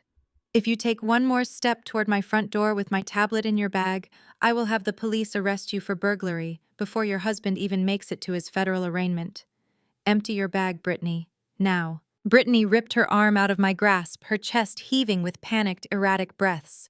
She reached into her tote bag, pulled out my smart tablet, and slammed it down onto the wooden console table. Her face was contorted with an ugly, venomous rage that stripped away every single layer of her fake, polite suburban housewife smile. The mask fell off, revealing the vile, entitled racist she had always been hiding. I knew I should never have married into a family of black frauds, Brittany spat. Her voice dripped with unchecked racial contempt. I knew it the second I met all of you. You people are nothing but ghetto scammers trying to play rich. You pretend to be this high-class, respectable family, but underneath the tailored suits and the church choir solos, you are just a bunch of street-level thieves. I sacrificed my own social standing to marry into this mess, because Jamal promised me a luxury lifestyle. I am not going down with a bunch of common criminals who cannot even execute a simple white-collar crime without getting caught. I am taking my baby, and I am leaving. Jamal stopped fighting with his father. He slowly turned around, his eyes wide with absolute staggering shock. He stared at the woman he had spent hundreds of thousands of stolen dollars trying to please. He had abandoned his only sister on her wedding day just to ensure Brittany could shop for Chanel baby clothes in Paris. He had happily watched his parents drain their entire retirement savings just to keep a smile on her entitled face. And now, at the very first sign of financial ruin, she was stripping away his humanity and reducing him to a disgusting racist stereotype right to his face. The trophy wife he had bought with embezzled money had just called him a fraud and thrown a racial slur at his entire bloodline. Jamal opened his mouth, but absolutely no words came out. Later that evening, the chaotic energy of our townhouse felt like a distant memory compared to the smooth, sophisticated atmosphere of the Blue Note Jazz Lounge downtown. Marcus sat perfectly still in a secluded leather booth situated in the dimly lit back corner of the club. A heavy crystal glass of aged bourbon rested on the polished mahogany table in front of him. A live saxophone player filled the room with a slow, mournful melody. Marcus checked his limited edition watch. It was exactly 9 o'clock. His phone had buzzed 2 hours earlier with a frantic, desperate text message from an unknown number. The sender begged for a highly confidential meeting, promising to deliver the exact evidence needed to bury Richard and Jamal permanently. The heavy velvet curtain near the entrance was pushed aside, and Brittany hurried into the lounge. She had completely abandoned her arrogant, wealthy housewife persona. She wore a dark trench coat pulled tightly over her maternity clothes, a silk scarf wrapped high around her neck, and oversized designer sunglasses that she quickly shoved into her purse. She looked over her shoulder twice, her eyes darting around the room in absolute paranoia to make sure Jamal had not followed her. When she spotted Marcus sitting in the shadows, she practically sprinted across the carpeted floor and slid into the booth directly across from him. Marcus did not offer her a drink. He did not even offer her a polite greeting. He simply took a slow sip of his bourbon, letting the burning liquid coat his throat, and waited for the gold digger to start negotiating her treason. "I cannot stay long," Brittany whispered breathlessly, leaning over the table so no one else could hear her. Jamal is currently tearing the guest room apart looking for his passports, and Richard is locked in his home office crying on the phone with a defense attorney. It is a complete madhouse over there. They are entirely focused on saving themselves, which gives me exactly 10 minutes to secure my own future. Marcus set his glass down. "You texted me claiming you had something of extreme value." Marcus said, his voice flat and clinical. "I am a very busy man, Brittany. I am only sitting in this booth because I prefer to eliminate corporate liabilities as quickly as possible. Speak." Brittany swallowed hard. She shifted her posture, dropping her shoulders and widening her pale blue eyes in a calculated attempt to look completely innocent and terrified. She was intentionally weaponizing her tears, trying to play the classic role of the helpless white woman who had been viciously deceived by a corrupt black family. "You have to believe me," Marcus Brittany pleaded, her voice trembling with artificial sincerity. "I had absolutely no idea where the money was coming from. Jamal lied to me from the very first day we met. He told me he was a venture capitalist. He manipulated my trust and trapped me in this marriage with a baby. I am just an innocent victim in their disgusting little crime ring. You heard how they treated Naomi all those years. They are a family of manipulative liars, and I was just another one of their targets." Marcus stared at her, his face an impenetrable mask. He knew exactly who and what Brittany was. She was a remorseless parasite who had gladly spent stolen money to fund her luxury trips to Paris, while constantly throwing racist insults at the very people keeping a roof over her head. But Marcus was a master negotiator, and in the world of high finance, You always let the desperate party hang themselves with their own words. Fascinating story, Marcus replied dryly. But victimhood is not a tradable asset. What exactly are you bringing to my table to negotiate? Brittany leaned even closer, her greed completely overpowering her fake tears. I know exactly how Jamal set up the shell companies, she said, her voice dropping into an eager conspiratorial whisper. I know the names of the offshore accounts. I know the exact passwords to his encrypted digital wallets, where he tried to hide the cryptocurrency he bought with Richard embezzled cash. I have been quietly taking pictures of his ledger screens while he was asleep. I have everything you need to trace every single missing penny. She paused, letting the magnitude of her betrayal settle in the air. And it gets better, she continued, a cruel smirk, breaking through her innocent facade. If you press federal charges, I will gladly stand up in open court and testify against my own father-in-law. I will swear under oath that Richard openly bragged about stealing from Vanguard Holdings at Sunday family dinners. I will be your star witness, Marcus. I will hand you their heads on a silver platter completely gift-wrapped with a pretty little bow. Marcus leaned back against the plush leather seat. He steepled his fingers together, watching the pregnant woman gleefully plot the total annihilation of her husband and his father. What is your price, Brittany? I want $500,000 in clean, untraceable cash deposited into a private account by midnight, Brittany demanded, her eyes shining with pure, unchecked avarice. Jamal is going to be completely broke and locked in a federal penitentiary, and I am not raising my child in poverty. $500,000 is incredibly cheap for the kind of ironclad evidence I am handing you. Pay me, and I will disappear tonight.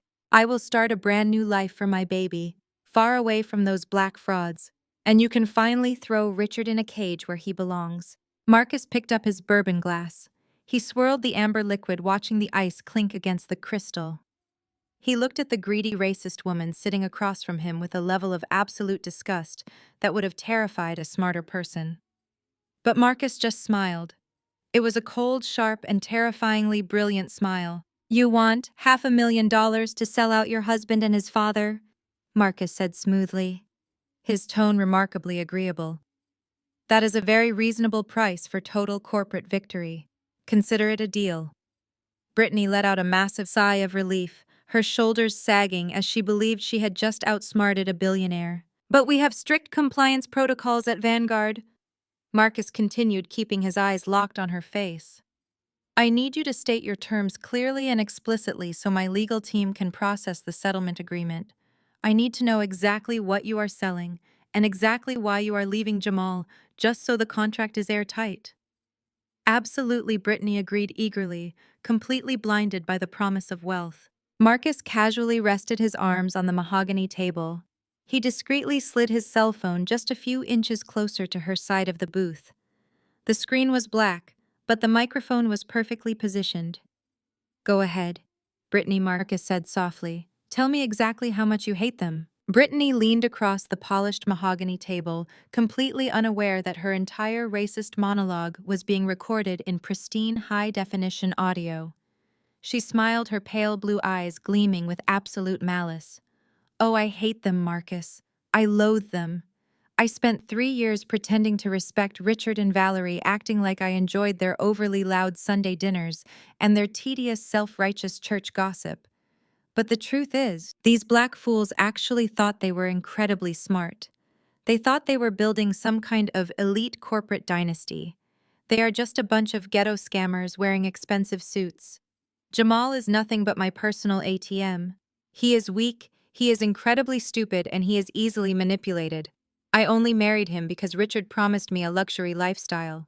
Now that the embezzled money is gone, Jamal is entirely useless to me. Deposit $500,000 into my private account by midnight, and I will give you every single offshore routing number. Pay me, and I will happily bury them all in federal court without a second thought.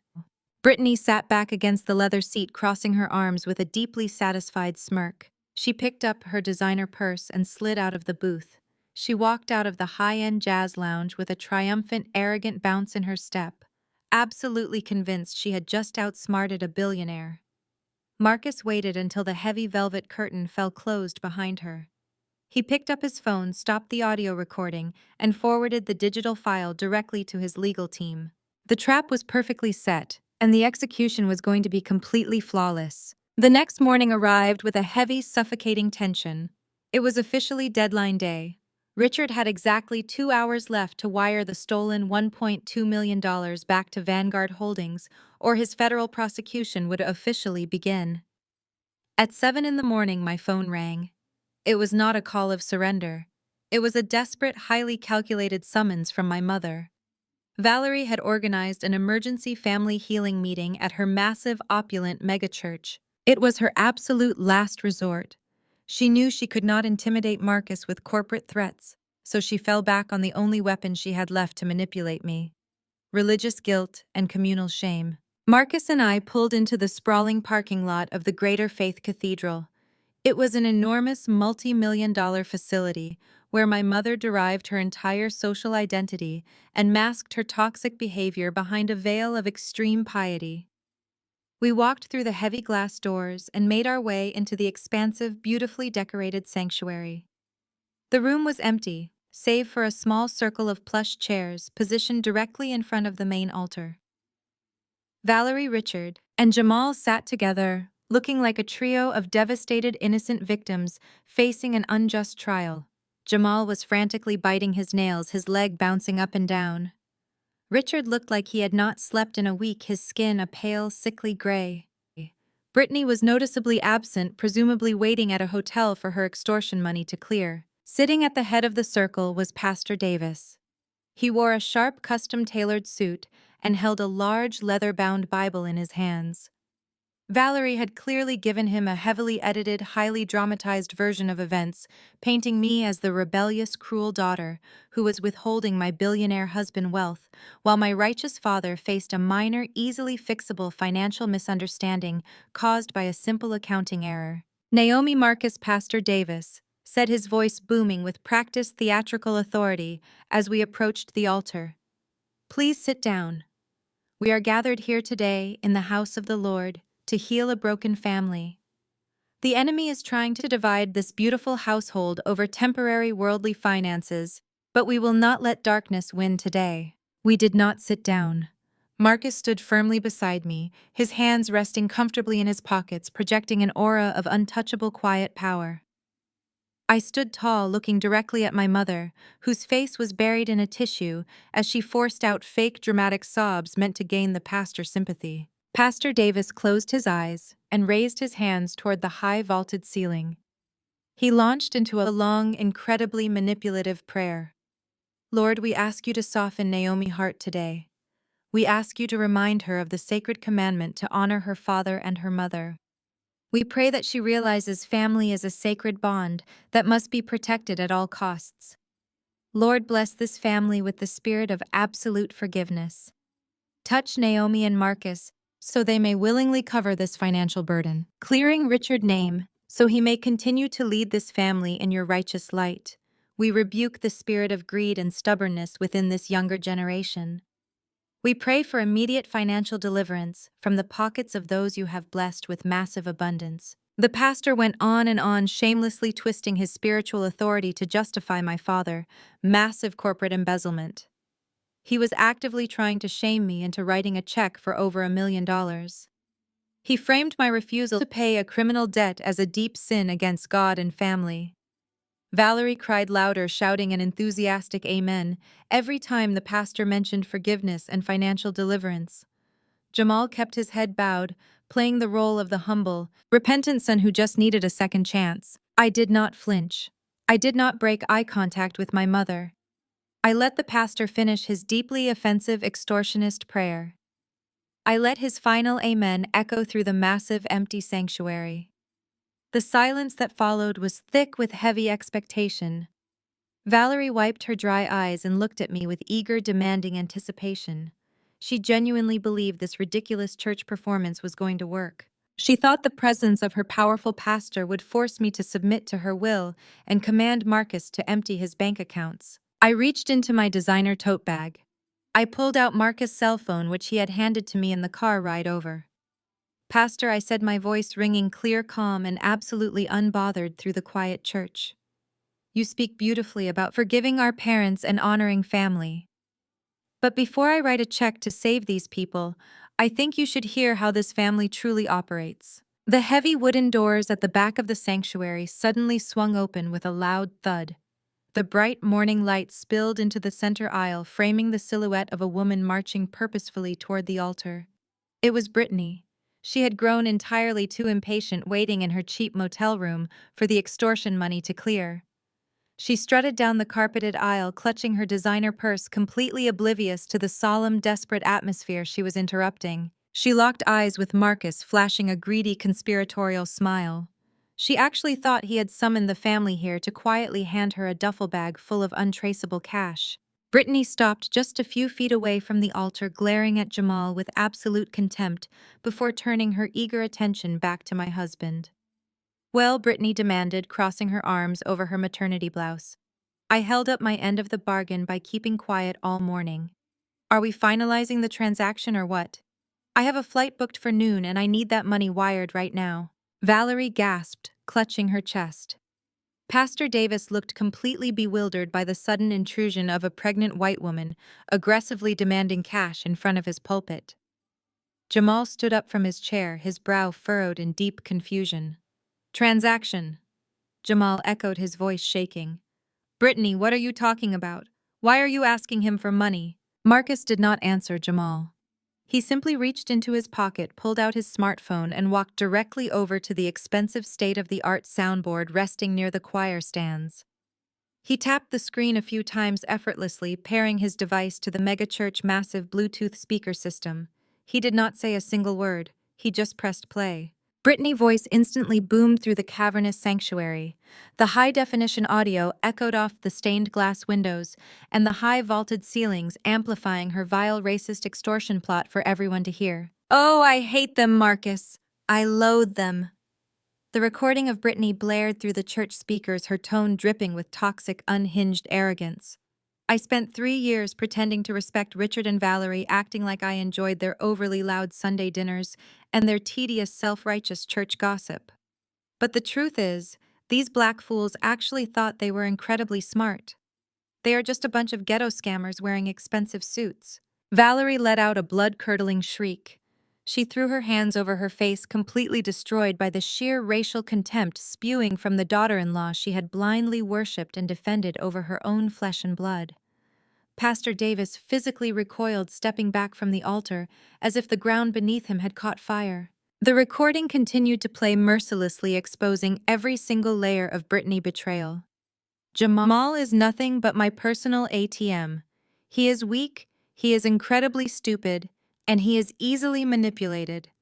Deposit $500,000 into my private account by midnight, and I will happily bury them all in federal court without a second thought. Marcus casually pressed a button on his screen to stop the audio. The resulting silence in the church was deafening, suffocating, and absolutely lethal. Brittany's face lost all its color. The smug, entitled grin vanished entirely, replaced by a mask of pure, unadulterated panic. She stumbled backward, looking around wildly as she realized she had just walked straight into a brilliantly executed trap. She had openly confessed to extortion, racial hatred, and gold digging right into the microphone of a billionaire. Jamal completely lost his mind. The carefully constructed illusion of his perfect, successful life shattered violently. He let out a raw, agonizing roar of pure fury and lunged directly at his wife. He closed the distance between them in 2 massive strides, his hands balled into tight fists at his sides. Pastor Davis shouted for order, rushing forward to physically block Jamal from reaching her, but the damage was already permanently done. "You sold me out!" Jamal screamed, his voice cracking with absolute devastation and rage. "I stole for you. I risked federal prison to buy you designer bags and fund your luxury lifestyle because you constantly threatened to leave me if I did not provide. You called my family a bunch of fools and then tried to extort a billionaire to leave me with nothing. I want a divorce today. I am filing the paperwork the second I leave this building." Cornered and completely exposed, Brittany dropped her innocent victim act entirely. The terrified, manipulative tears disappeared. She stood her ground, her face contorting into an ugly, venomous sneer. She screamed right back at the man she had used for years. "Go ahead and file, Jamal!" Brittany shrieked, her voice echoing shrilly across the empty pews. You are a broke, pathetic loser anyway.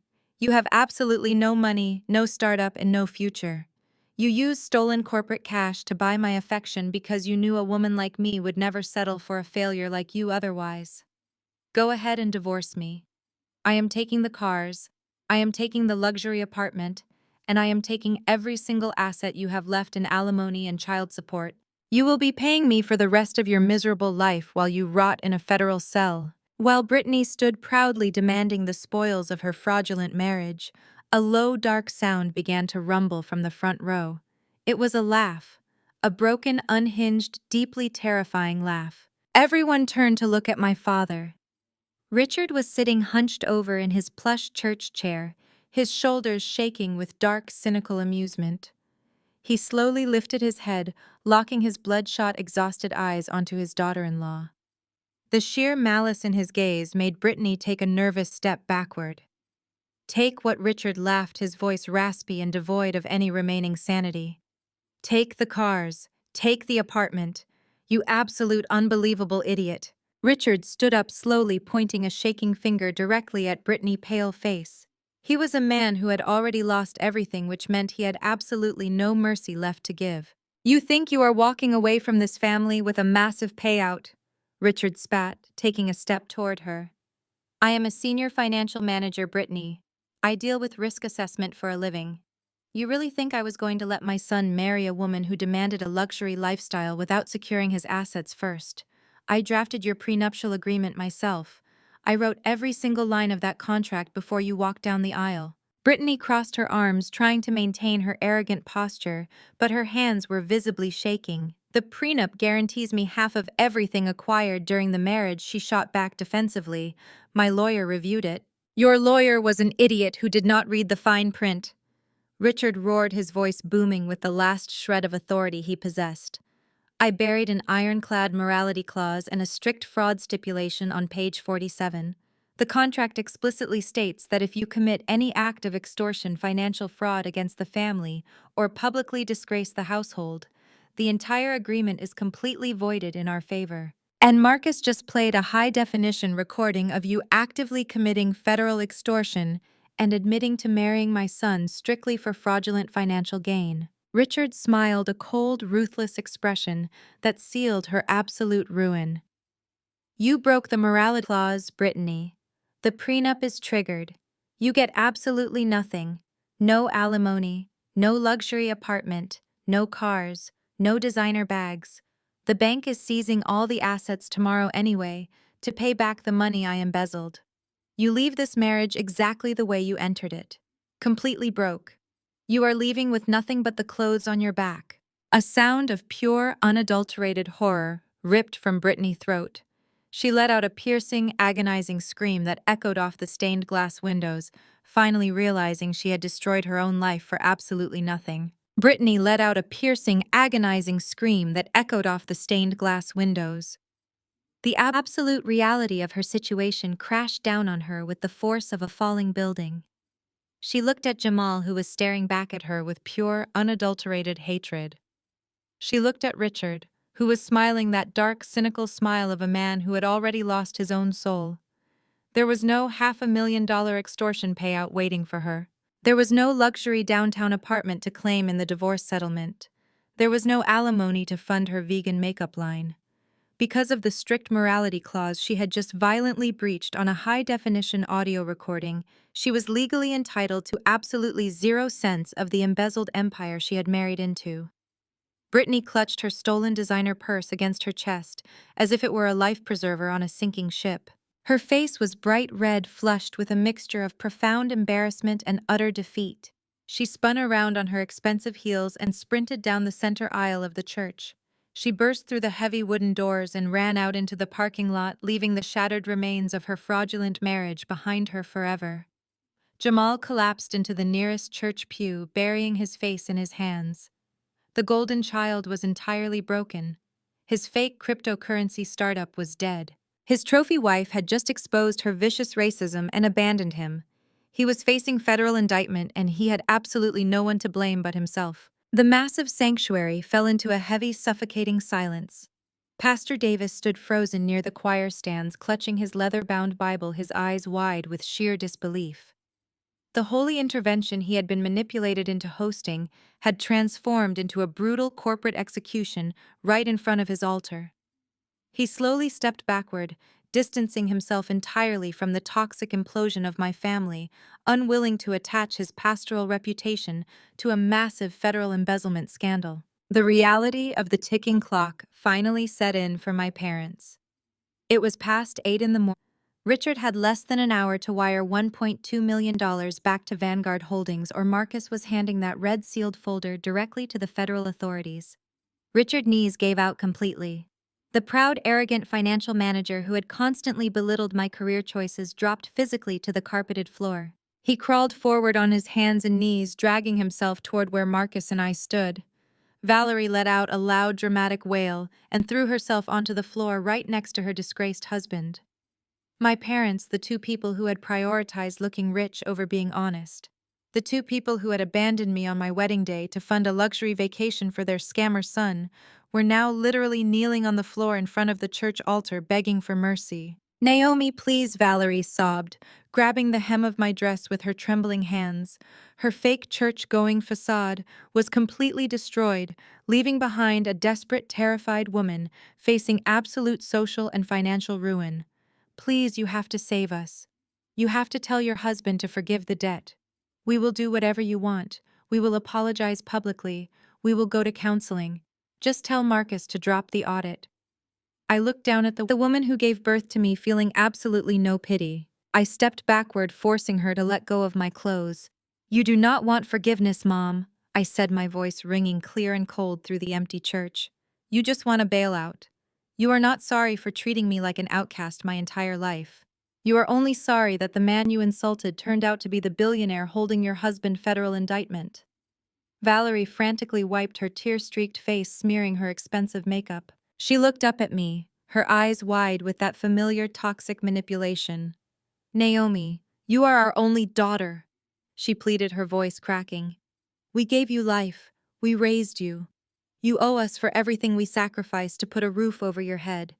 You cannot let your father go to a federal penitentiary.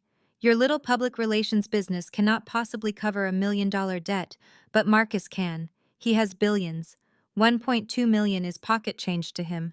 Make him wire the money right now. Save your family, Naomi." Even now, kneeling on the floor facing total annihilation, my mother still could not bring herself to respect me. She still viewed me as the helpless scapegoat who needed a wealthy man to save the day. She still referred to my highly successful corporate crisis management agency as a little public relations business. She genuinely believed I was just a very lucky girl who managed to marry a billionaire, and that my only value was my proximity to his massive wealth.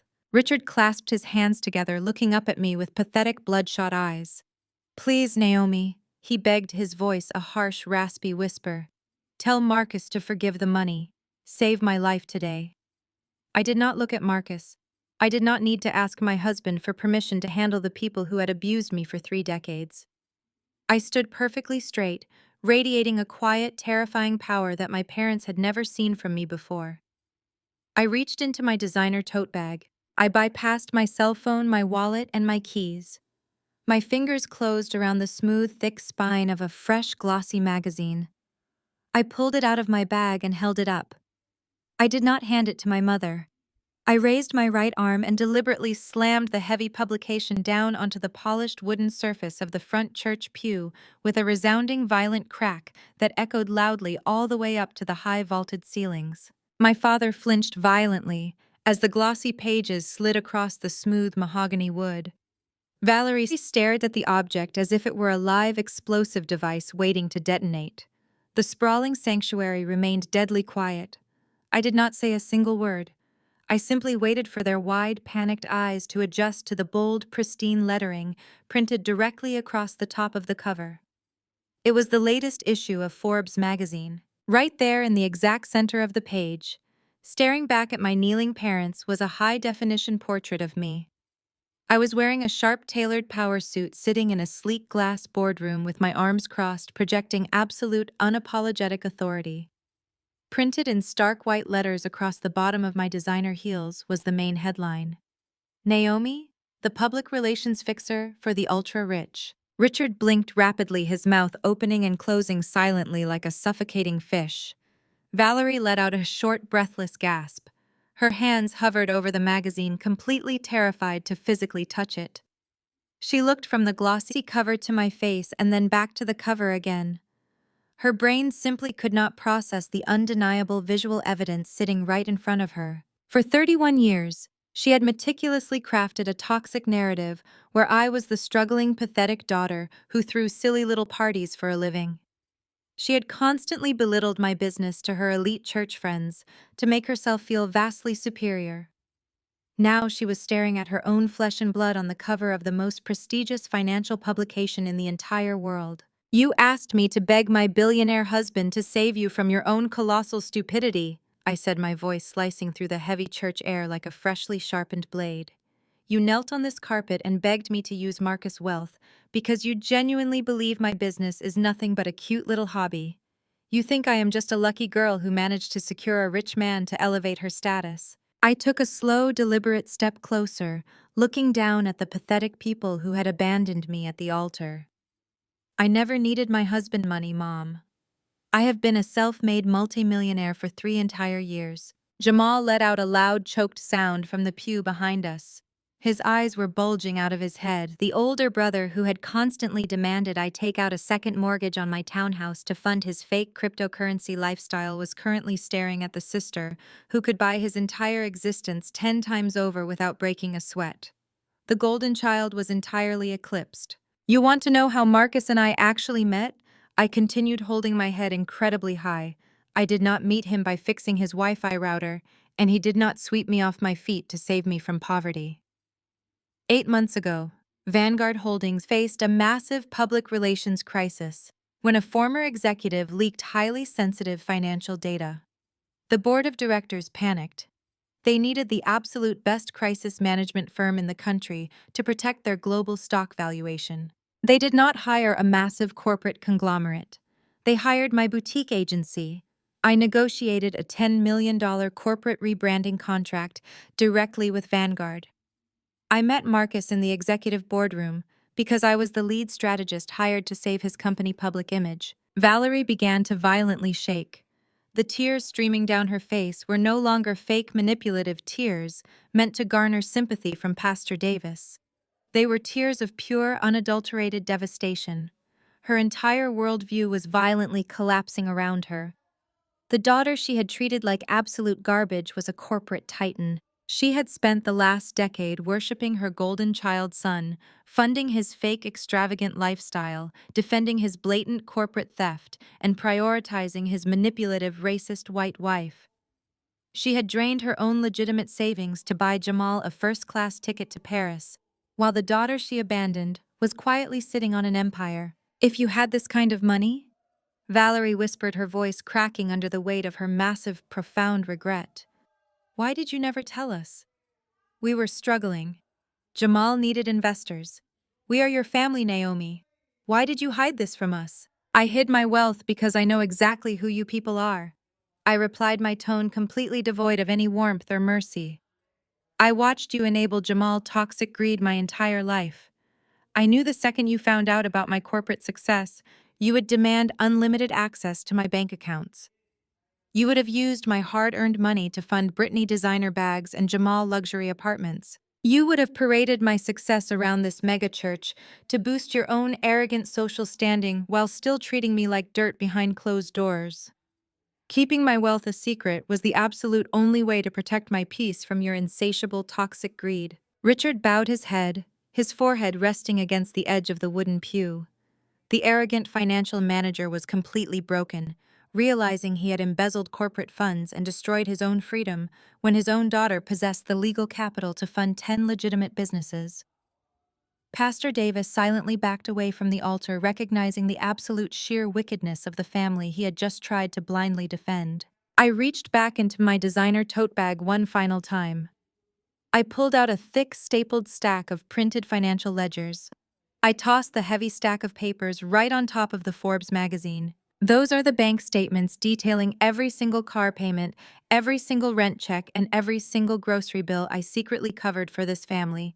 Over the last 3 years, I stated, watching Valerie's eyes widen as she looked at the highlighted numbers.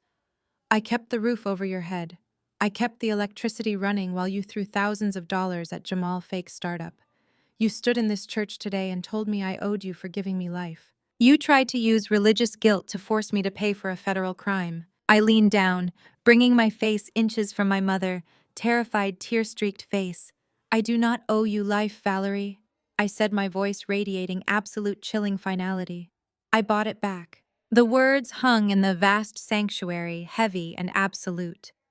Valerie stared at the highlighted ledger, her trembling fingers hovering over the glossy pages, documenting every single time my hard-earned money had saved her from eviction and total ruin. The grand illusion she had spent decades meticulously constructing was entirely dead. There was no more wealthy matriarch ruling the church committees. There was no more golden child building a corporate empire. There was only the undeniable, humiliating truth printed in black and white. Jamal let out a pathetic, suffocating sob from the wooden pew behind us.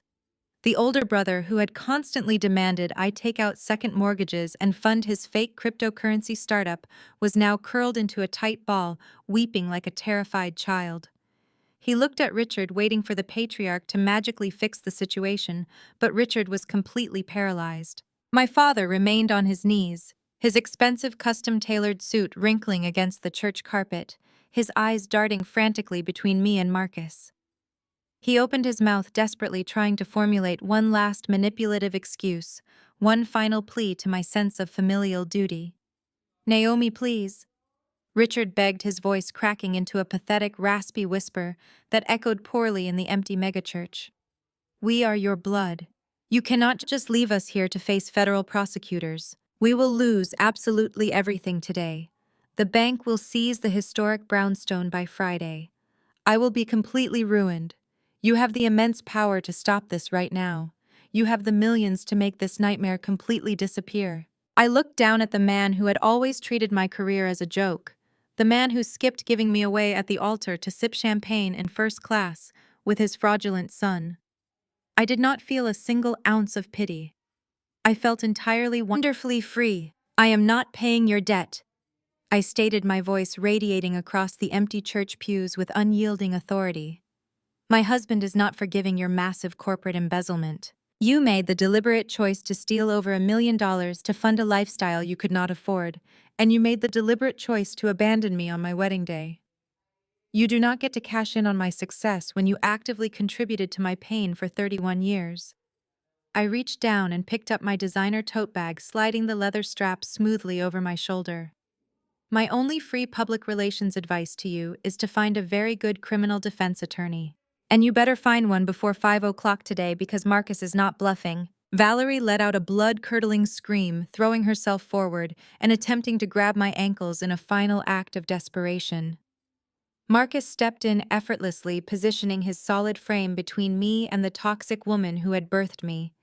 He did not say a word to her. He simply gave her a look of such absolute chilling disgust that she immediately recoiled, pulling her hands back as if she had touched a hot stove. Marcus turned to me, his dark eyes softening instantly into a gaze of pure protective love. He held out his hand. "Are you ready to go home, my beautiful wife?" he asked, his voice steady and incredibly warm. I smiled, a genuine, radiant smile that completely illuminated my face. I placed my hand firmly inside his. "I am entirely ready," I replied. We turned our backs on my kneeling parents and my weeping brother. We began to walk down the center aisle of the megachurch together. The symbolism was incredibly profound. Just a few weeks prior, I had walked down a different aisle, heartbroken by their absence, but saved by the grace of chosen family. Now I was walking down this aisle holding the hand of my powerful, supportive husband, leaving the toxic, parasitic blood relatives behind in the dust where they truly belonged. We did not look back, not even once.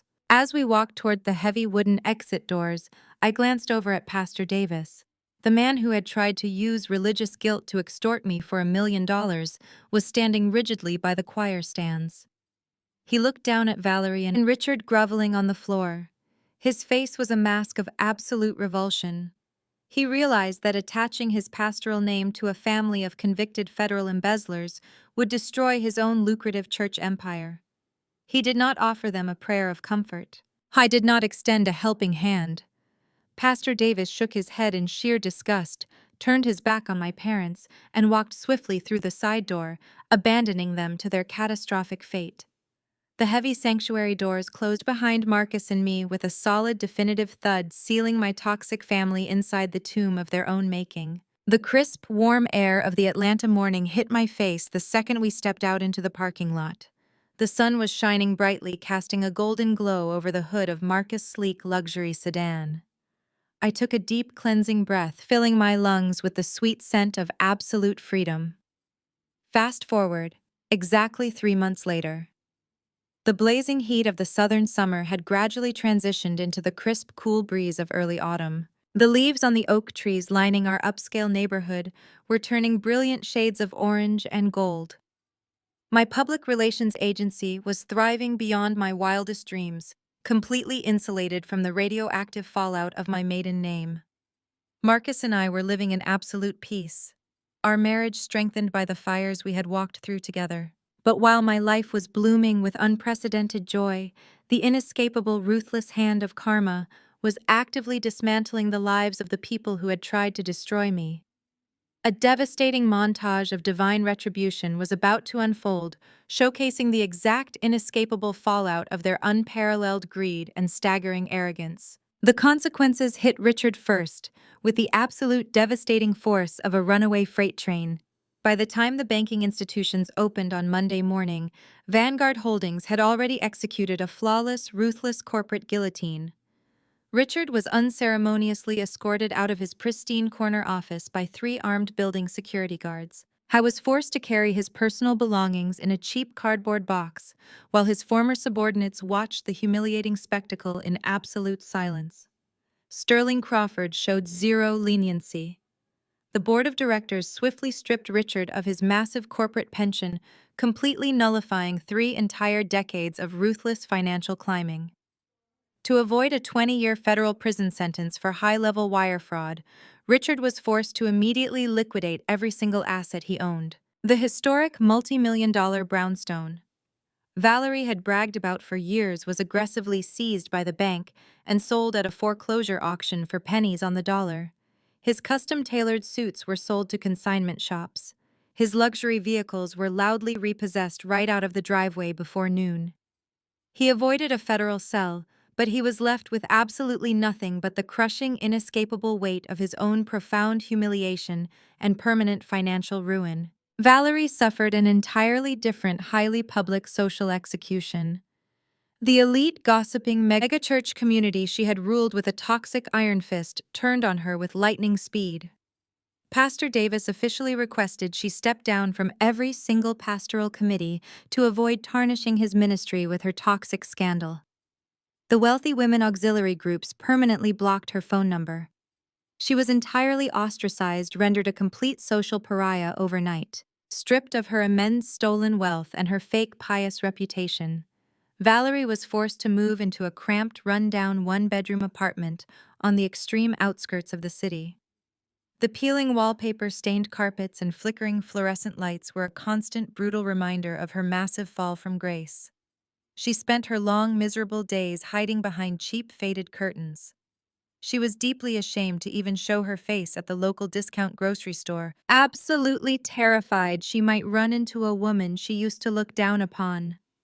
The arrogant matriarch who had constantly belittled my public relations business was now counting loose change just to keep her basic electricity running. Jamal hit absolute rock bottom.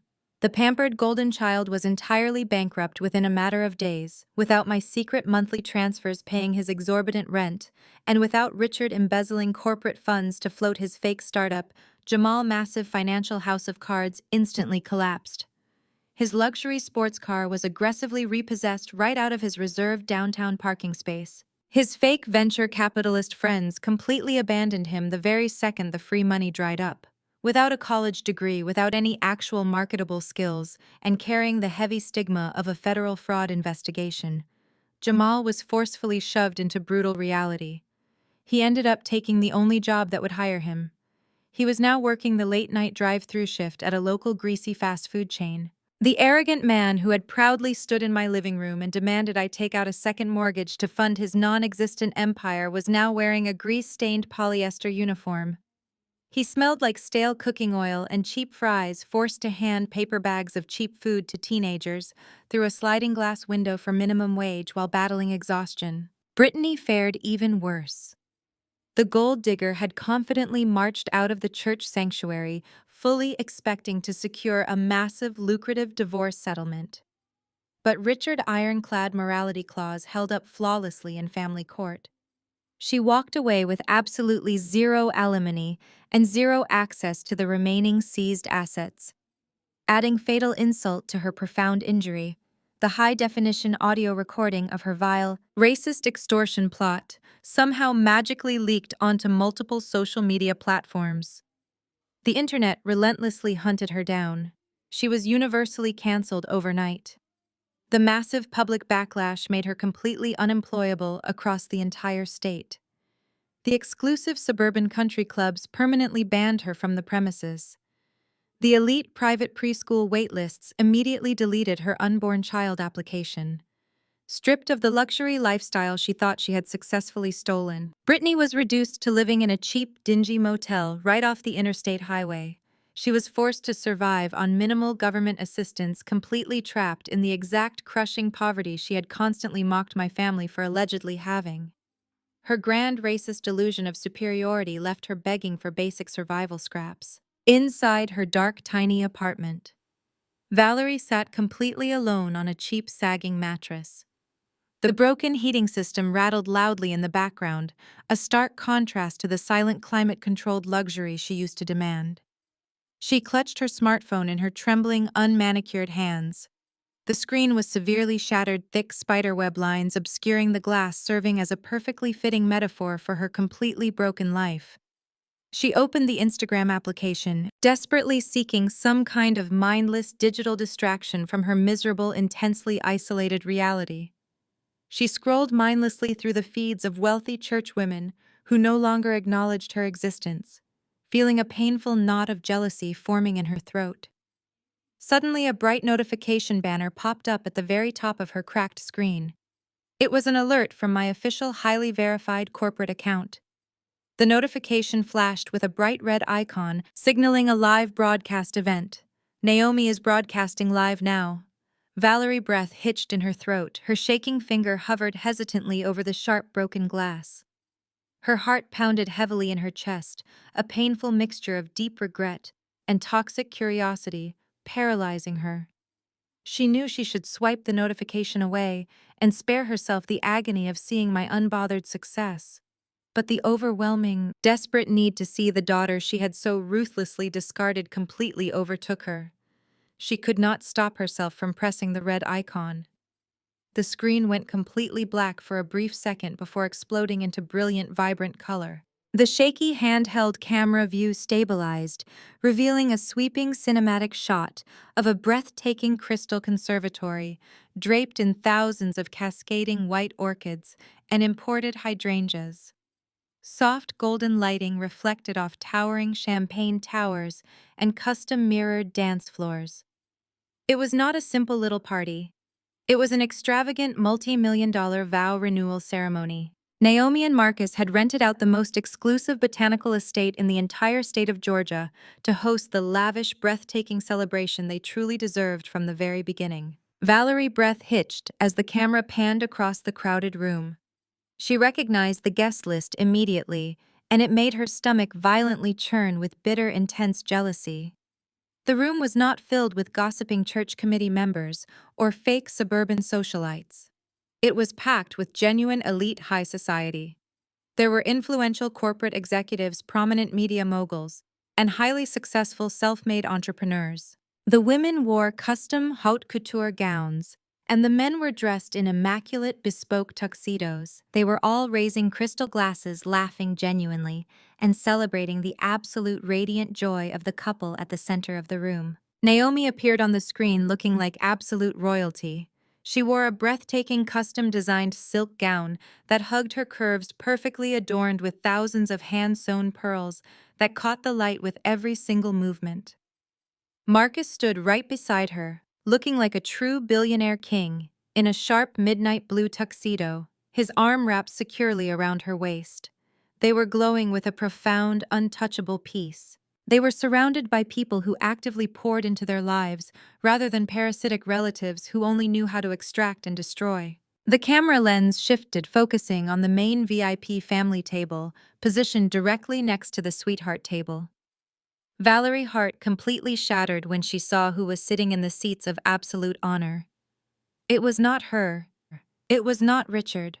It was Mr. Henderson, the distinguished Black estate owner, who had stepped in to walk Naomi down the aisle when her own father had ruthlessly abandoned her. Mr. Henderson stood up from his velvet-draped chair, tapping a silver spoon against his crystal champagne flute. The massive ballroom instantly quieted down, giving him their complete and utter undivided respect. He smiled warmly, his kind eyes shining with genuine paternal pride as he looked at Naomi. "When I met this beautiful, brilliant young woman a few months ago," Mr. Henderson began, his deep voice carrying flawlessly across the silent conservatory, "I saw a fierce, independent spirit. I saw a Black woman who had been forced to carry the heavy burdens of people who did not know how to properly value her light. But instead of letting that disrespect break her, she turned it into an absolute empire. She built her own table when she was denied a seat at the one she was born into." Valerie let out a pathetic, choked sob, clutching her cracked phone tighter.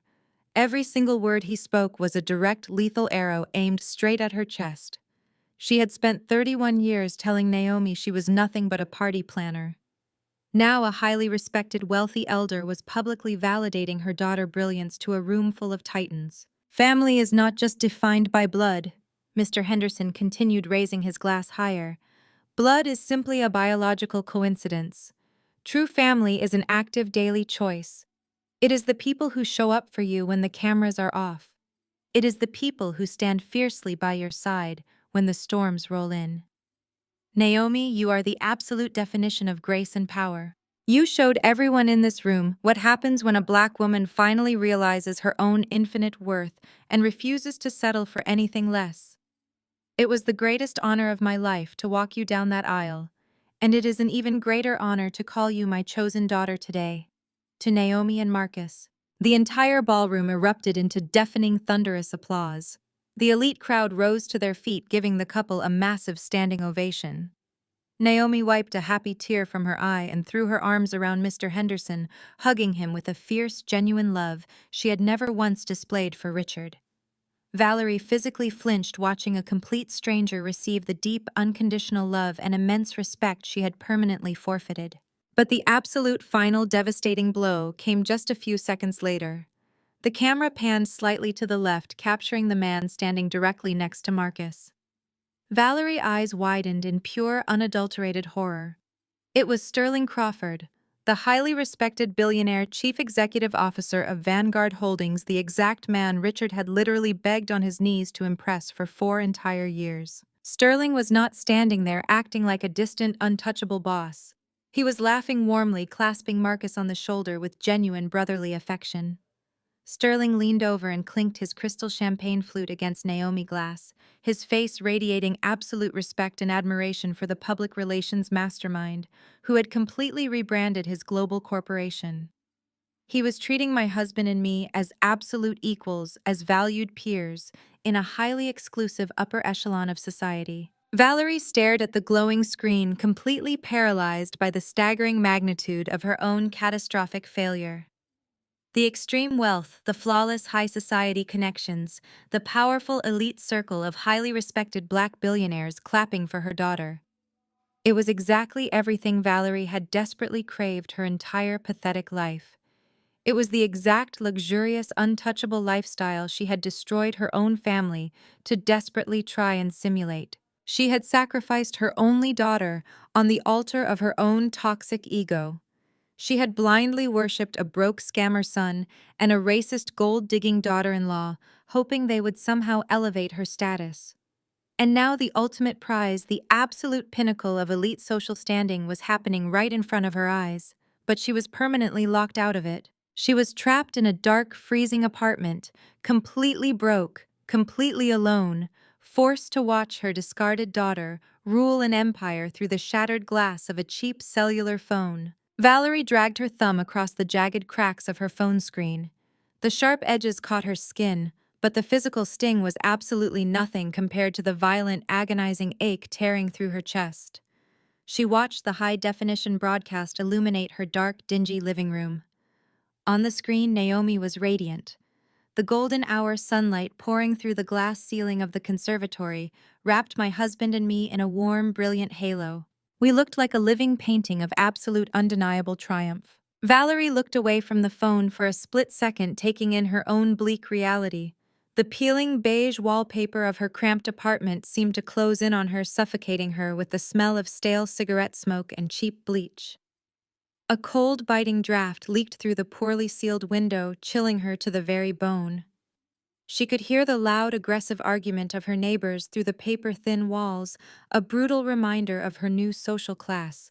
This was her permanent future. She had traded a life of unimaginable luxury and elite social standing to protect a husband who was now waiting for federal sentencing, and a son who was currently scrubbing grease off a fast food griddle for minimum wage. She had bet everything she owned on her fake golden child, and she had lost her entire world. On the glowing screen, the soft, elegant string music faded into the background. I stepped forward, taking the microphone from the gilded stand. The massive ballroom fell completely silent. Hundreds of the most influential, powerful people in the country gave me their absolute, undivided attention. Marcus stood right beside me, his presence a towering pillar of quiet, unwavering strength. He reached out and gently intertwined his fingers with mine, his thumb rubbing soothing circles over my knuckles. Valerie leaned closer to her phone, her breath hitching in her throat. She desperately wanted me to mention her. She wanted me to say I missed my mother, to show even a single ounce of sorrow for the family I had left behind. She needed to feel like she still held some sort of emotional power over my life, even if it was just through my residual pain. I looked out at the sea of beautiful, supportive faces. I looked at Mr. Henderson, who was smiling at me with such profound paternal pride, it made my heart swell. I looked at Sterling Crawford, who raised his glass in silent, absolute respect. I looked at my best friend Kiara, who was wiping a happy tear from her cheek. I did not look at the camera. I did not give my toxic blood relatives a single second of my energy. For a very long time, I believed that my value was tied to how much weight I could carry for other people. I began my voice projecting clear and steady across the magnificent room. As Black women, we are so often taught that we have to shrink ourselves to make room for the fragile egos of others. We are told that loyalty means setting ourselves on fire just to keep toxic people warm. We are conditioned to believe that family is an unbreakable obligation, even when that obligation is slowly breaking our spirits and draining our bank accounts. Valerie let out a loud, pathetic sob. She dropped her face into her hands, the crushing weight of her irreversible mistakes pressing down heavily on her shoulders. Every single word I spoke was a precise surgical strike against the abusive narrative she had forced on me for 31 years. But I learned a very hard, very beautiful lesson this year. I continued squeezing Marcus' hand tightly. I learned that you cannot heal in the exact same environment that made you sick. I learned that an empty aisle on your wedding day is not a tragedy. It is a massive, beautiful clearing of the path. It is the universe removing the people who were never meant to walk into your next chapter, so that men of real, genuine character can step up to guide you. The camera zoomed in on Mr. Henderson, who lowered his head humbly as the crowd erupted into a warm, supportive round of applause. Sterling Crawford patted him on the back, a silent acknowledgement between two powerful Black men who understood the true value of protecting and uplifting Black women. Sometimes, I said, letting my voice rise above the clapping, losing the people who were supposed to love you is the exact painful catalyst you desperately need. It forces you to stop begging for scraps at a table where you were never respected. It forces you to walk away and build your own empire. And when you finally do, you realize you never needed their validation at all. You just needed to recognize your own infinite worth. In her freezing apartment, Valerie let the phone slip from her trembling hands. The device clattered onto the cheap linoleum floor, the live stream still playing brightly. She fell to her knees, weeping uncontrollably into the empty, silent room.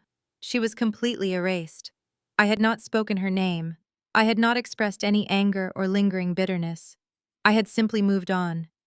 To be completely forgotten by the daughter she used to torment was the ultimate unbearable punishment. She was nothing to me now, just a ghost from a past life I had successfully escaped. Back in the breathtaking conservatory, I lifted my crystal champagne flute high into the air. The sparkling liquid caught the light, shining like liquid gold. I looked at Marcus, my wonderful, brilliant husband who had stood by me and helped me burn my abuser's empire to the ground. I looked at my chosen family, the people who loved me loudly, proudly, and unconditionally. To building your own table, I toasted, my smile radiating absolute pure joy. And to the beautiful chosen family who pulls up a chair. The ballroom erupted into deafening cheers. Glasses clinked, music swelled, and the room filled with the vibrant energy of a life lived beautifully and authentically. I took a sip of my champagne, leaning my head against Marcus' shoulder. I did not feel a single ounce of regret. I had faced the absolute worst of human betrayal, and I had transformed it into a masterpiece of personal victory. The screen slowly faded to black on my triumphant, unbothered smile, leaving behind the definitive, satisfying truth. Sweet revenge is not about destroying your enemies. It is about letting them watch you achieve absolute glorious peace without them. The greatest lesson here is that your worth is never determined by people who refuse to see it. Family should provide unconditional love, not a cage of toxic expectations. You owe absolutely no one your peace just because you share a bloodline. True strength comes from setting firm boundaries, walking away from abuse, and building an empire in silence. Healing happens the moment you stop begging for a seat at a table where you are not truly respected. Have you ever cut off a toxic relative to protect your peace? Share your story below and subscribe for more empowering content.